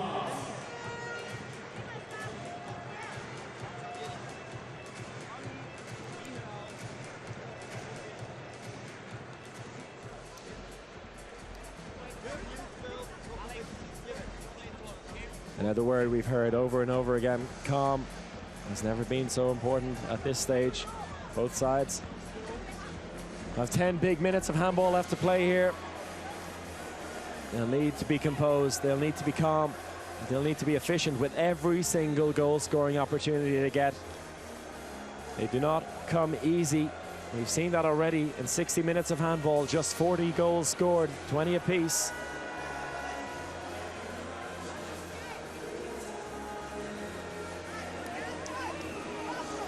Not a single person is leaving their seat here in the 12,000 capacity Pap Laszlo Sport Arena in Budapest. We've seen some epic finals over the last couple of years, and this one joins the greats. That goal at the end from Lekic could have been a memory for eternity. That spin shot to take the lead, but Amorim popped up down the other end to spoil the party, at least for another 10 minutes. Andrea Canadia can't quite believe what happened. A golden opportunity on the line there. At the very end, hit the post. A let off for Gyori, and a chance now for them to claim their 4th Women's EHF Champions League title. So the sides stick to their ends, so attacking from right to left again. And we have HC Vardar in the white shirts, black shorts. They look like they're ready to go. Both sides, in fact, are ready to go, but there's still a few seconds left here in the break. Neither side willing to hang around for much longer. Need to keep that adrenaline up. But as I said, the composure so important in connection with that. We've Lacobert in the center for the meantime. Andrea Lekic out in the right back position. Radicevic on the right wing. Andrea Penisic at left back. And Kuznetsova on the left wing. And of course, Amandine Lenoir in goal for Vardar. She and Grimsbo have been in one hell of a battle in the 2 goals over 60 minutes.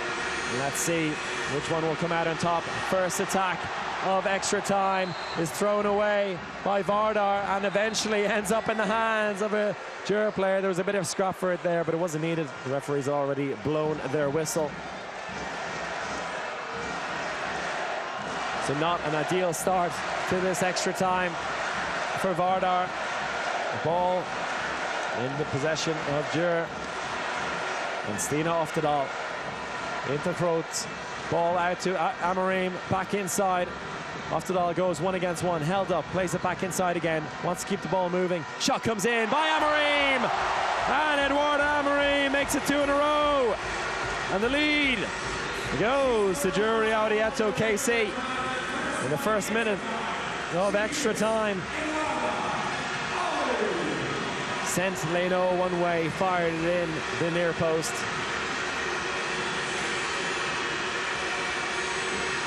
Lekic goes out to the right-hand side, plays it off to Radicevic. She's got the space, she hits it off the crossbar, but it's a penalty. Inside defending by Oftedal. Brave attempt by Radicevic. She knew she was going to get a big hit. Still went for the shot. And she earns the penalty. And she'll take it herself. Jovanka Radicevic earns the penalty, and she steps up to face Eva Kiss in the Győr goal. She fakes it once and she puts it through her legs. All square again at 21.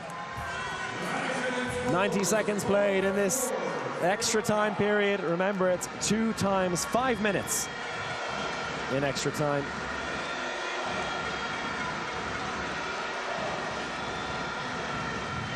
Gorbitz goes in as a second line from the left wing. Oftedal plays it off to Amorim. Amorim not being given any space this time. Svijic trying to draw the attacker foul. Last time she did that, she earned herself a 2-minute suspension. This time, just a free throw. But still, the referee's onto her antics there, not happy with it. Amorim into the centre. Oftedal on the right-hand side, plays it to Kroot. Amorim goes for it. Kroot, Oftedal, space in the right wing, but no way to get that free. Shot comes in, fired into the top right-hand corner. Eduardo Amorim, 3 in a row for her. Anonymous, for the vast majority of this game, has scored 3 in very quick succession. And the shot down the other end, off the crossbar, and a chance for a 2-goal lead. Shot comes in as attacker foul called against Nika Groth. Vardar can take it away again. Eduardo Amorim, what a performance. Just 1 goal in 59 minutes. Now she's stepped up with 3 in a space of 3 minutes. Lekic tries to find a way through into the line, and Svijic is held up.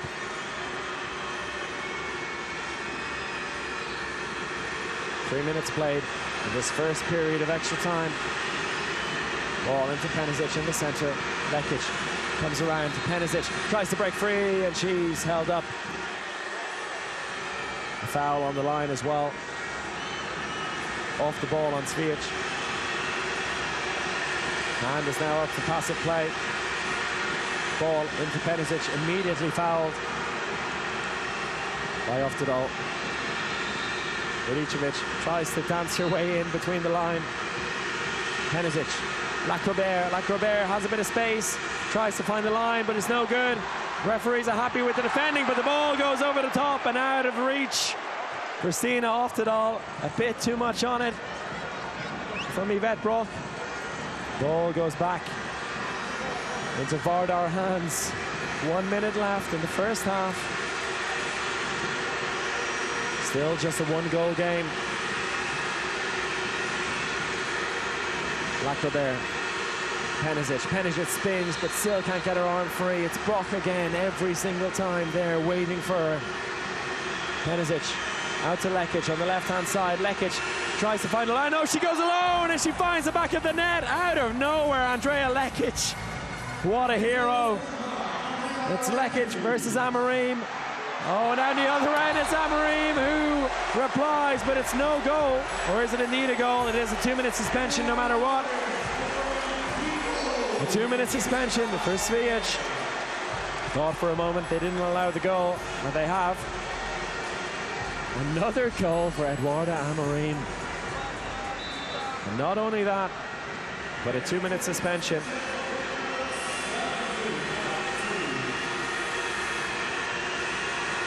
Vardar, a player down now. They're taking the keeper off. Play 6-on-6 in attack. Ball into the line is good. Dropped over the keeper's head, and it's goal. 23 apiece. Andrea Kanalinic On the right-hand side now, Bernadette Bodie with an immediate response just before the buzzer. Half-time and extra time. And Canada's goal is immediately cancelled out. And after 65 minutes of handball, it's Gyori Audi ETO 24, HC Vardar 23. 5 minutes left to play in this final. And the sides will swap ends immediately and get on with the second half of extra time.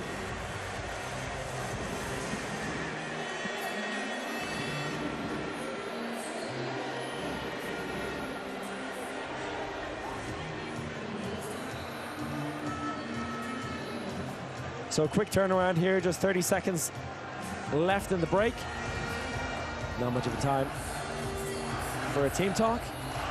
But both sides know exactly what is needed of them at this stage.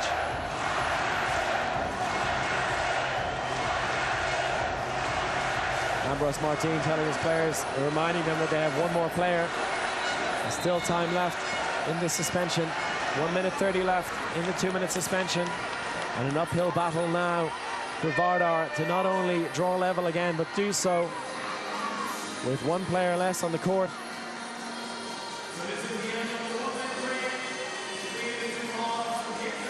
Incredible handball here from both sides throughout. It's going to be cruel defeat for one of these two teams. Both sides playing handball worthy of a championship.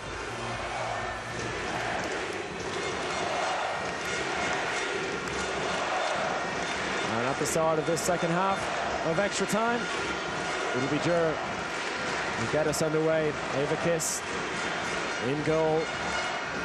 Now for Gyori. They will attack first with Brock on the line. Amarine scored 4 goals now in quick succession. For Gyori. Oftedal in the centre. Out to Amarine. Oftedal dances around, space on the right-hand side there. Shot comes in, a penalty called. And that was all that Kuznetsova could really do about it. Groth waited and waited, could have played the ball out to the right, but she's earned the penalty. Nina Suslina will swap in to face this penalty. Nika Groth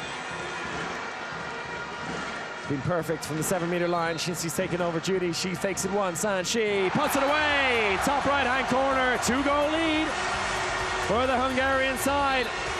And there's a minute left on the penalty still. 8 goals for her. Lekic gets things going and they throw the ball away, try to find the line with a smart pass, but it doesn't work out. And it is Gyori now firmly in the driving seat. There's a big smile on Ambros Martin's face. Delighted with his defense once again. It's been the cornerstone of their success. Amarine. Ball out to right, it's stolen. The referee say it hit the foot. Oh, so unlucky for Kuznetsova. Done so well to steal it, but just clipped her leg. It stays in possession of the team in green. Ball out to the right-hand side to Bernadette Bodie. 3-goal lead for Gyori. And with 3.5 minutes left to play, it is a huge task for Vardar now. Just a free throw. The 2-minute suspension is over. Penisic, Lazovic, shot comes in. Oh, off the underside of the crossbar. That's a rocket by Barbara Lazovic. 3rd goal of the game for her. Back down to a 2-goal deficit. Beautiful finish. No chance for Ava Kiss. 3 minutes left to play. 7-on-7 on the court. Gyori in possession with a 2-goal lead. Yvette Brock comes around on the line switch. Stina Oftedal plays it out to the left, almost stolen. It is stolen. What can he do in the fast break? Canadia goes alone, and it's a 1-goal deficit. Andrea Canadia steps up with her 2nd goal of the game. Beautiful interception, backed herself all the way, coast to coast. And it's a 1-goal lead now with 2.5 minutes left. It was just 30 seconds ago I said it was a 3-goal lead. How quickly things can change in this sport. Ball out to the right. Amorim now in the centre. Goes for the long range shot and puts it in the back of the net. Eduarda Amorim backing herself. 6th goal of the game. Lekic into Lazovic. Lazovic, Penisic. Penisic goes for it. Save! Eva Kish! And is that it? 2 minutes left to play. Eva Kiss with a big, big save. A bit rushed there by Andrea Penisic.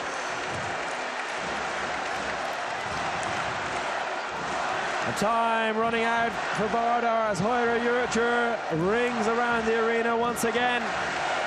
The vast majority of this 12,000 capacity arena are Gyori fans, and they smell a 2nd consecutive title. Foul drawn by Amorim, who asked the referee how many passes are left. 5 passes left, they say that's 2 of them. 3. Amorim with the shot, saved by Suslina. Still 1 minute 10 left. They can be efficient if they can find the back of the net here. There's a long way to go left in this game. Shot comes in, but that's a foul. It'll be a 2-minute suspension as well. Yes, it is. 2-minute suspension called for the foul on Lazovic. And it's Yvette Broch, her 2nd of the game, and that is that for her. She will not be seeing action again in this extra time period.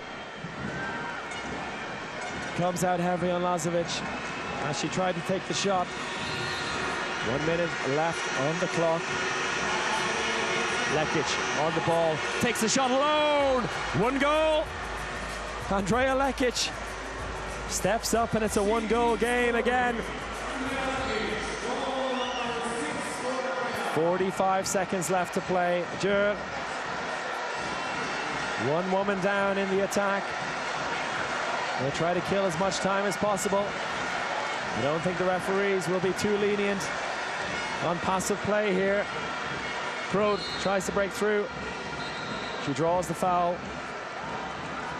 Time is stopped. 26 seconds left on the clock. It's Gerbitz on the ball. Gets us going again. Ball to Amorim. Off the ball. Hand is now up for passive play. What can Krod do? A goal here will kill it. Shot comes in. It's a foul. 16 seconds left. 15 now. Time is stopped again. Referees stopping play at every time.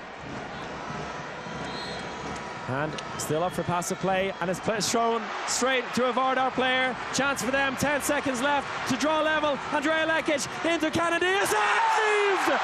And a rebound claim. Eva Kiss makes the save. And the 2018 Women's EHF Champions League winners are Gyori Audi ETO KC. What a save at the end of the game. Heartbreak for Vardar. A golden opportunity to draw level and send it to penalties. But it's Eva Kiss who steps up to make the decisive save. It's not unfair to say she is the 2nd choice for Gyori, but she steps up to make the save at the very end. And after 70 minutes of handball, of incredible, epic handball, the final score, Gyori Audi ETO KC 27, HC Vardar 26. 2 titles in a row for the Hungarians, and heartbreak for Vardar as this entire squad go their separate way at the end of this season. That was their chance. Lost by a single goal this time last year, 31-30. Lost by a single goal again, 27-26. They can't get any closer than that, and they will not get any closer than that. Tears all around from both sides of joy and of absolute despair. This game did not deserve a losing team. Both sides epic. And this is that final counter-attack. The ball into Andrea Canadia and the save by Eva Kish. Stood her ground and made the save. And there's Ambrose Martin, his final international game as coach of Győr before he moves on to Rostov-Don this summer.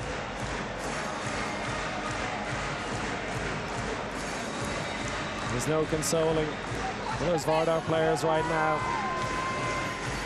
What an epic match that was.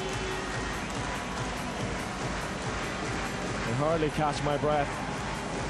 Anja Althaus there. She finally got her women's EHF Final Four title. She's won 2 Champions League titles in the past with Viborg at the end of the last decade, but she's got her title here with Győr. Ambrose Martin gets the perfect parting gift.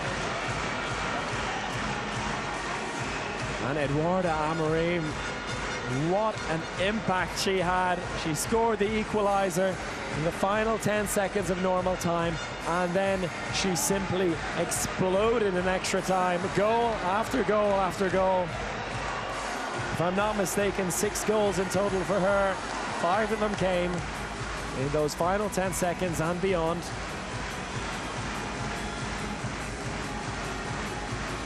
Mika Groth, an outstanding player throughout the game.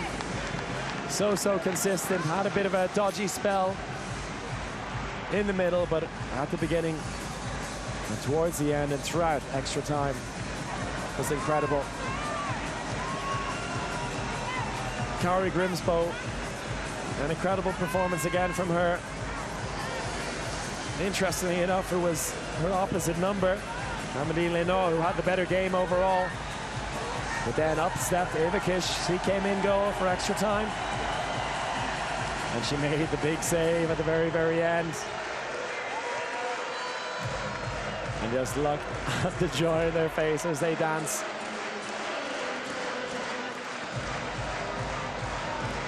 You hear the phrase, the players are dancing it with joy on the court at the end of the game. Well, this time they're quite literally dancing with joy. Led by Yvette Brock, who was epic in defense. Matched Andrea Penisic step for step throughout the 70 minutes. Every time Andrea Penisic dared to come near that 9-meter line, Yvette Brock was out on her. It wasn't the smoothest of handball, but it was sure entertaining stuff. And the incredible thing is that in that 10 minutes of extra time, we had 13 goals. The defense kind of went out a window in those 10 minutes as the sides battled and traded goals. And Győr held that 3-goal lead on 2 occasions in the second half, and twice Vardar battled back. Somehow they gave themselves the opportunity to draw a level at the very end. But they just couldn't put it away. They couldn't force the penalty shootout. And the dancing continues. And I'm pretty sure they could do this all the way back to Győr tonight, if they wish so. 4th title in total for Gyori Audi ETO KC. 2nd in a row for them against the same opponent in very similar circumstances. And as the stage is set up,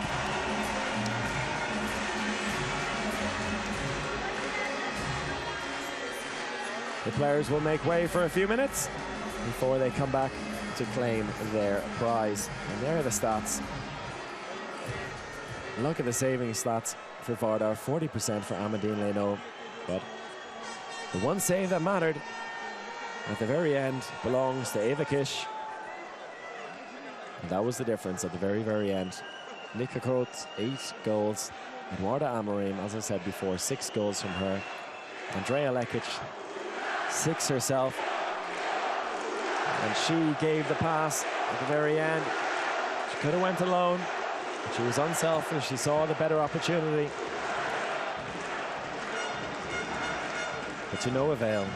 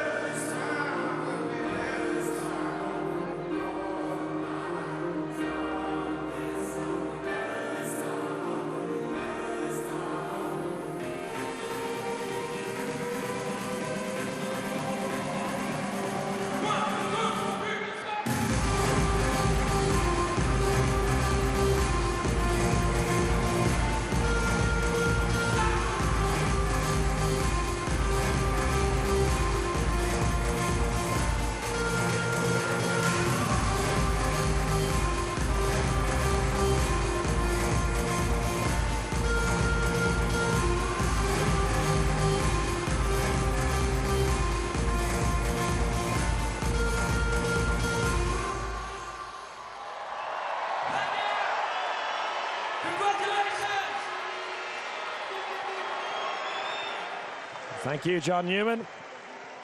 Not too sure how much he knew about what was going on or how much he knows about handball, but I'm sure he enjoyed that if he saw it.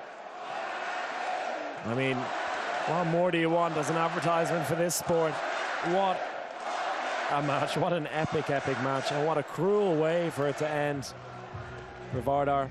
We're not finished with the entertainment just yet, so I'm going to shut up for a second.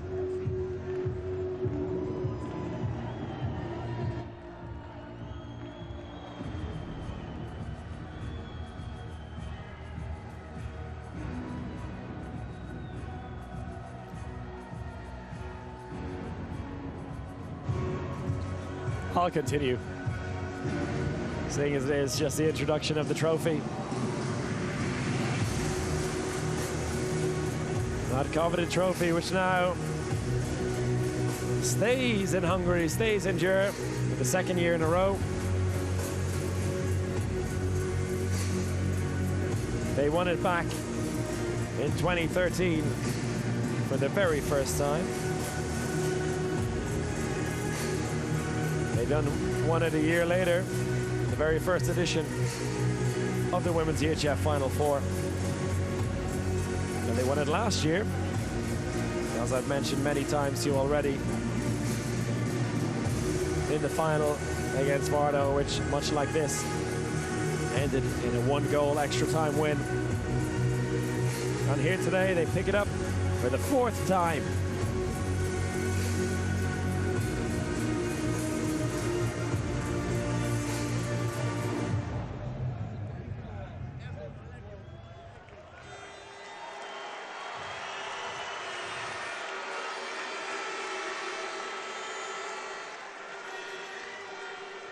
I think barely anyone in this arena has left.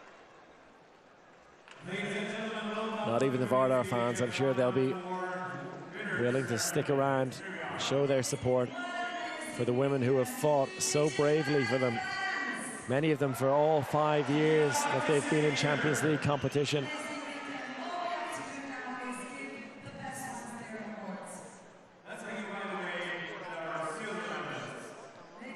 Before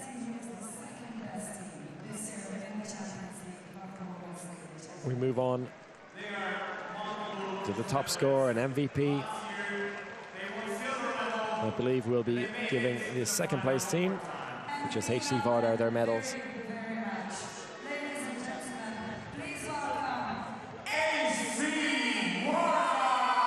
And here they come.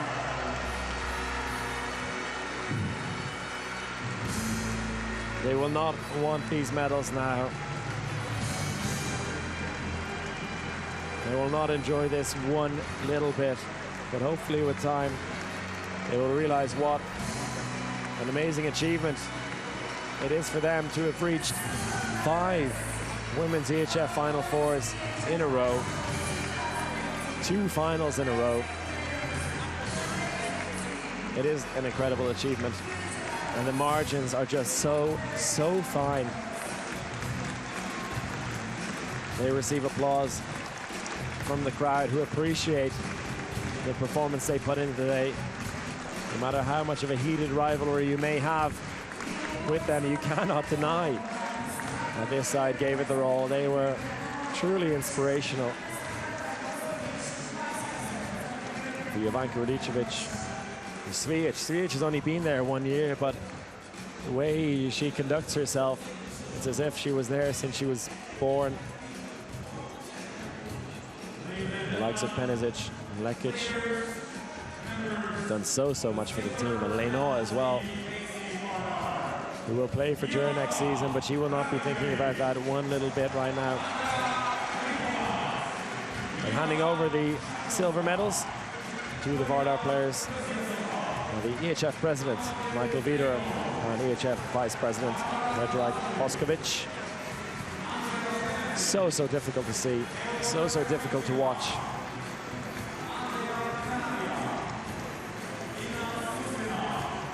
So difficult to watch these players receive their silver medals. And as I said, they will not be enjoying this one little bit. And hopefully with time, they will appreciate the incredible achievement of returning to Budapest year after year and coming so close. It's an end of an era for Macedonian handball, for HC Vardar. These players will move on to pastures new next season.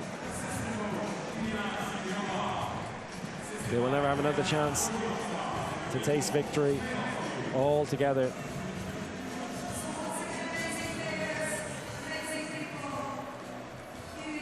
And that trophy so close once again. So far away.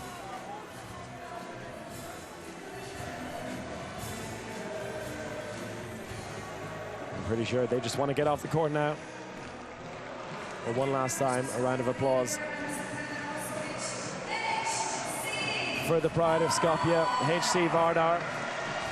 Their fans sticking behind them, they're enjoying themselves. They appreciate the effort that they've put in today. And it could have been all so different. That lady there, Andrea Lekic, with that spinned goal to give them the lead in the final minute of the game. What a way to finish it would have been. But then up stepped Eduarda Amorim with 5 goals after including her equalizer.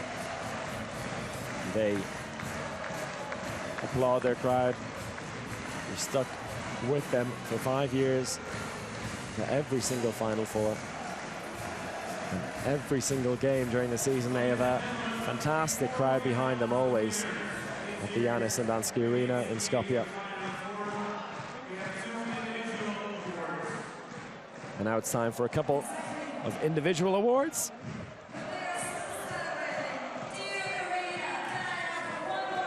And first up will be the top scorer trophy. And it's no surprise if you've been listening to me at all today, particularly during the first match, that the top scorer award will be going to Kristina Niagu for her incredible 110 goals throughout the season. Not enough to help Bucharest to the final. And there she is, Kristina Niagu.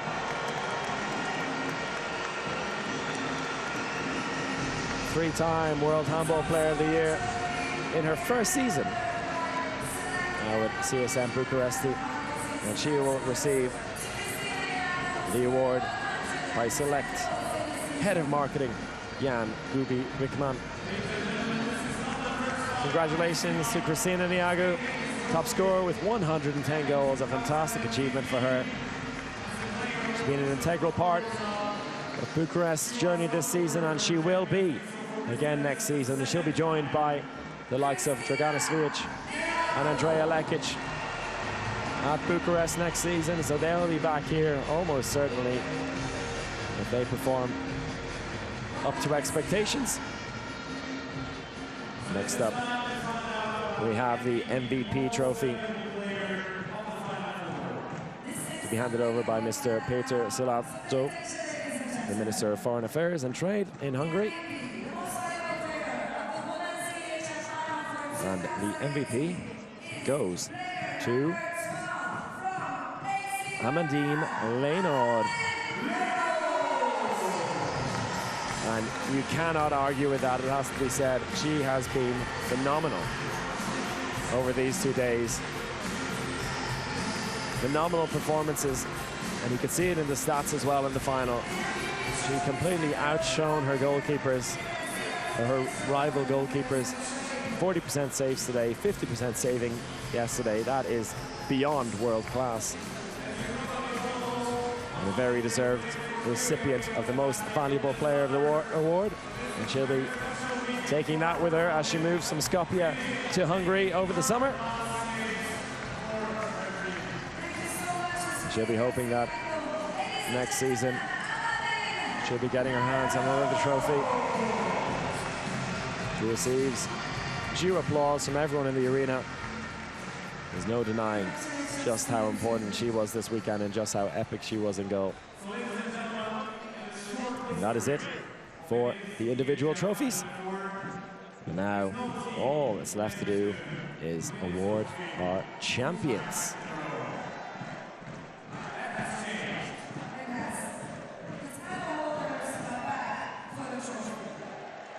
Ambros Martin has led them to another victory in his final season in charge before he moves on to Russia. Anya Althaus finally got her hands on the trophy here in Budapest, her 3rd overall. So many heroes on this team, and here they are. Jumping onto the court, Yana Kendikova being carried on in her cast by Anya Althaus.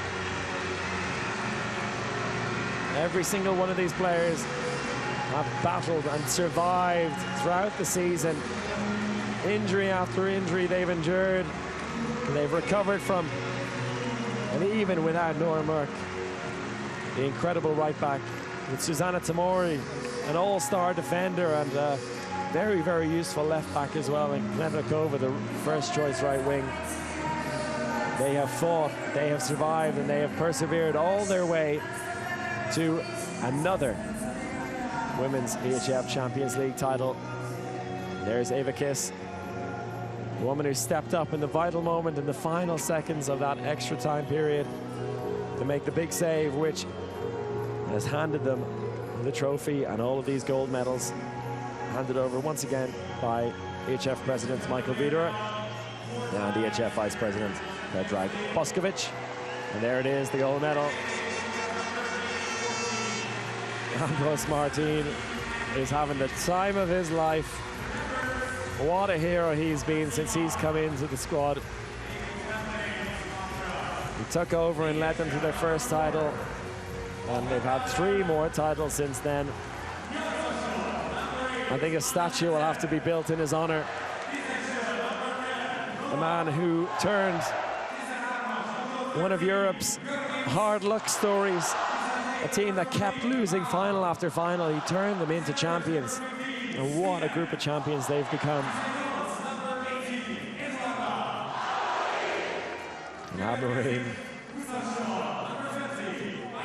who I've mentioned so many times now, how vital her 5 goals were in the final seconds of normal time and the 10 minutes of extra time.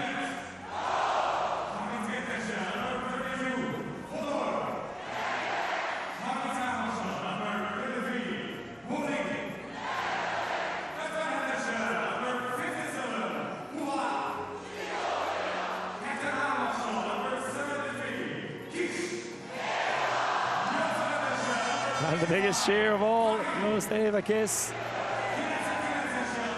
Until perhaps we'll reach Ambros Martin.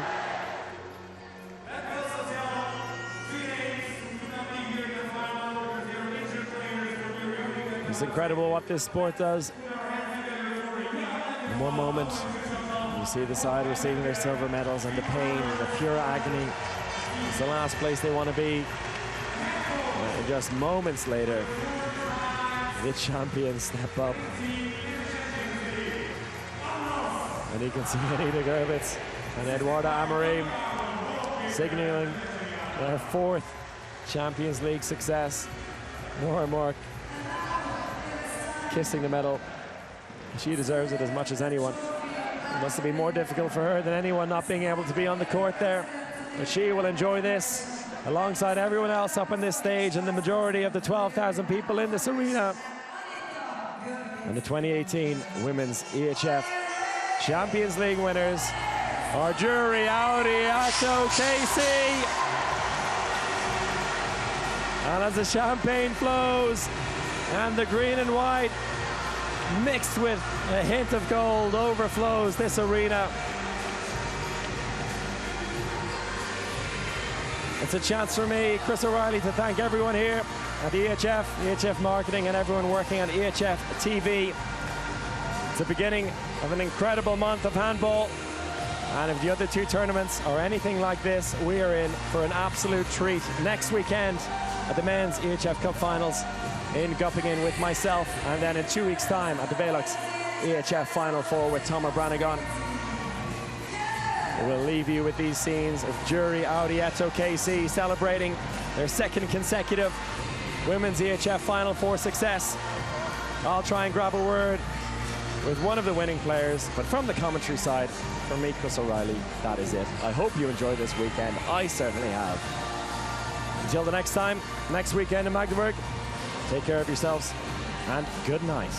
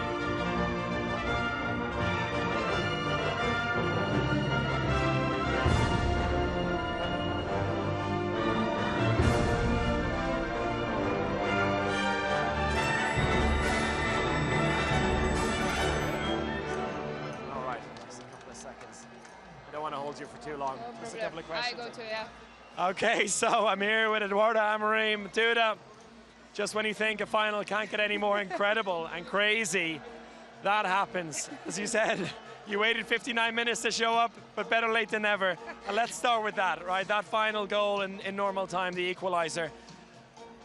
When you step up to take a shot like that, is anything going through your head?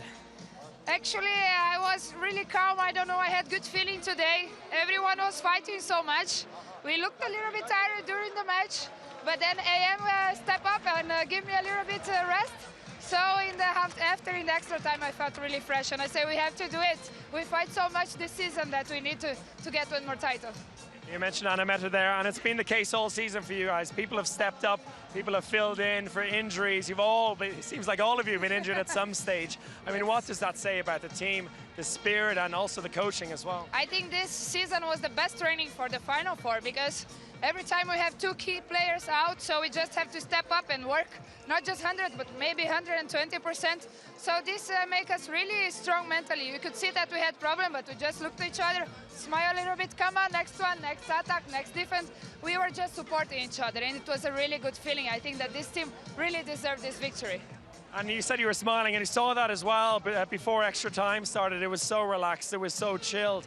I mean, does that come with experience over time? You've just been in these situations. You think you can't get in a more crazy situation, but you've been there and you've done that before. Yes, you know that the ones who are more calm and more confident in these moments can get the title. And I think we are really experienced on that. We had a lot of matches this season that we were losing, that we were not leading the match, and we just managed to come back. Sometimes we even win when we were playing really bad. So this gives extra confidence for this weekend. And tell me about Ambros Martin. It's his final international game with the team before he moves on to potential enemies in the future, Rostov. Just tell me about the impact he's had on you and on the team over the last 5 years. I think he was amazing. He made a really good job here. I think he brings the max of the team. He tried to make us inspired all the moments, and it's you can see that he doesn't depend on the only one player. He makes the team spirit to work, and you can see that this have a bigger result. I'm really glad that we made it, that this farewell is also for him. Absolutely. Thank you very much for your time. Thank you. Enjoy Thank you the for all celebrations. fans, I have to say, and for my family also. Ciao. Thank you. Bye-bye. Ladies and gentlemen, welcome here to the final press conference of the Women's EHF Final Four. I think I can't say too much. I think you've all seen what happened on court. It was probably the closest of all possible outcomes, with two teams that were really worthy playing this final. So I congratulate both of them for having played this game and for their performance here at this tournament. And I congratulate Gyori for winning this, and I congratulate also Vardar for winning the silver medal here at the Women's EHF Final Four. My first question goes to Irina Dibirova, the coach of Vardar. Irina, let's take the match aside. You've led your team twice, last year and this year, to the final of the Women's EHF Final Four. And we all know that there's a huge transition ahead of Vardar, and this team will not play as it played today. At the end of this, what would you like to say to your team?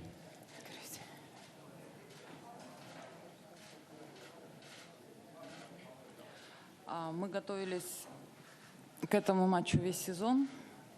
We were preparing for this match through the whole season. Девочки жили только этой игрой. The girls waited only for this game. Я ими горжусь. Они сделали все, что от себя зависит. I am very proud of them because they did everything what was in their power. Но, видимо, удача сегодня была не с нами, и я желаю им в своих новых клубах. But obviously the luck was not on our side today, and I wish them luck in their future clubs. Попытаться выиграть то, чего мы не смогли сделать в Вардаре. And to win that what we were able to win today. Я их очень люблю, я им благодарна, я ими горжусь. I love them, and I'm very proud of them. Thank you. Amrush, also for you, chapter, a European chapter at Gyori comes to an end. You'll be training Rostov next season. What does this title mean to you?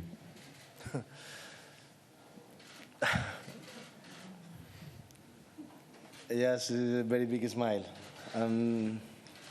Very deep, good feeling. But it's nothing about me. It's about these girls. It's incredible. Believe me, I cannot believe. I cannot say. Oh my God! You cannot imagine how they are every day. Not only today or not only when we win. It's every day. Also in the losing and in the bad moments. But also I would like to congratulate everybody, because I think everybody today could enjoy also last year a fantastic match. Probably Vardar and Vardar players are not happy, but I have to say you that you should be happy, because today you didn't deserve to lose the match. No one team deserved to lose the match. But I have to say that we got so many problems during this season, and we fought a lot against everything during this season and against you today, and against the result, against many things that I think we need to be, or we are really satisfied for the game both teams played today. Thank you. Amandine, it's about half an hour for 40 minutes already ago, but can you talk us through the match, how you experienced this, and especially these final seconds of the second half, and also the final seconds of the second half of the overtime?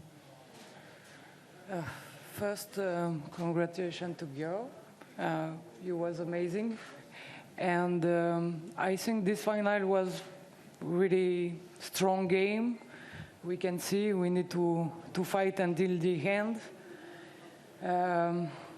I just want to say about my team. I'm so proud about what we do today.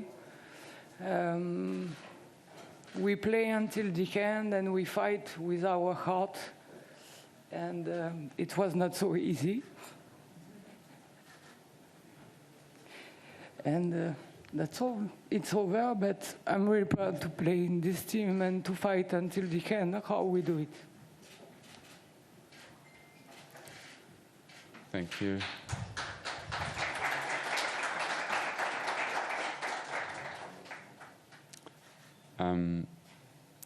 Eduard, I'm not looking at the entire match, but looking at the first half of the overtime. What did you drink? Special water. No, I don't know. I think I just relaxed. I felt really confident in that moment. It was like I just said to myself, we have to do it. And I don't know, the girls trust me. And they really prepared good balls for me. This was really a teamwork. You could see how much they were fighting in defense. You know that this weekend it's very tiring. So it's really about superation. Every moment it's like, look to each other. Come on, one more defense. Come on, one more attack. So in the end, we were just really happy. We were enjoying the match. It was a really good fight. I think that it was, everyone enjoyed every moment of this season. So in the end, we deserve it to this victory, and I'm just really happy. Thank you very much. I'd like to open the floor for questions. Thank you very much. Oh, that question, yeah.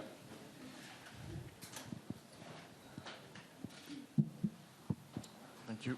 Petite question pour Amandine. Bon, on te voit évidemment très ému.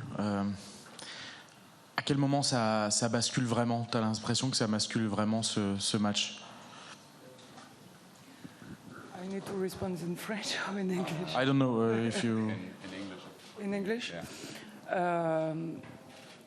I think when we go in prolongation in this kind of game, and of course with all the support what they can have outside, I think it's really hard for them. We have the ball for win this game, I'm really sad then we don't score.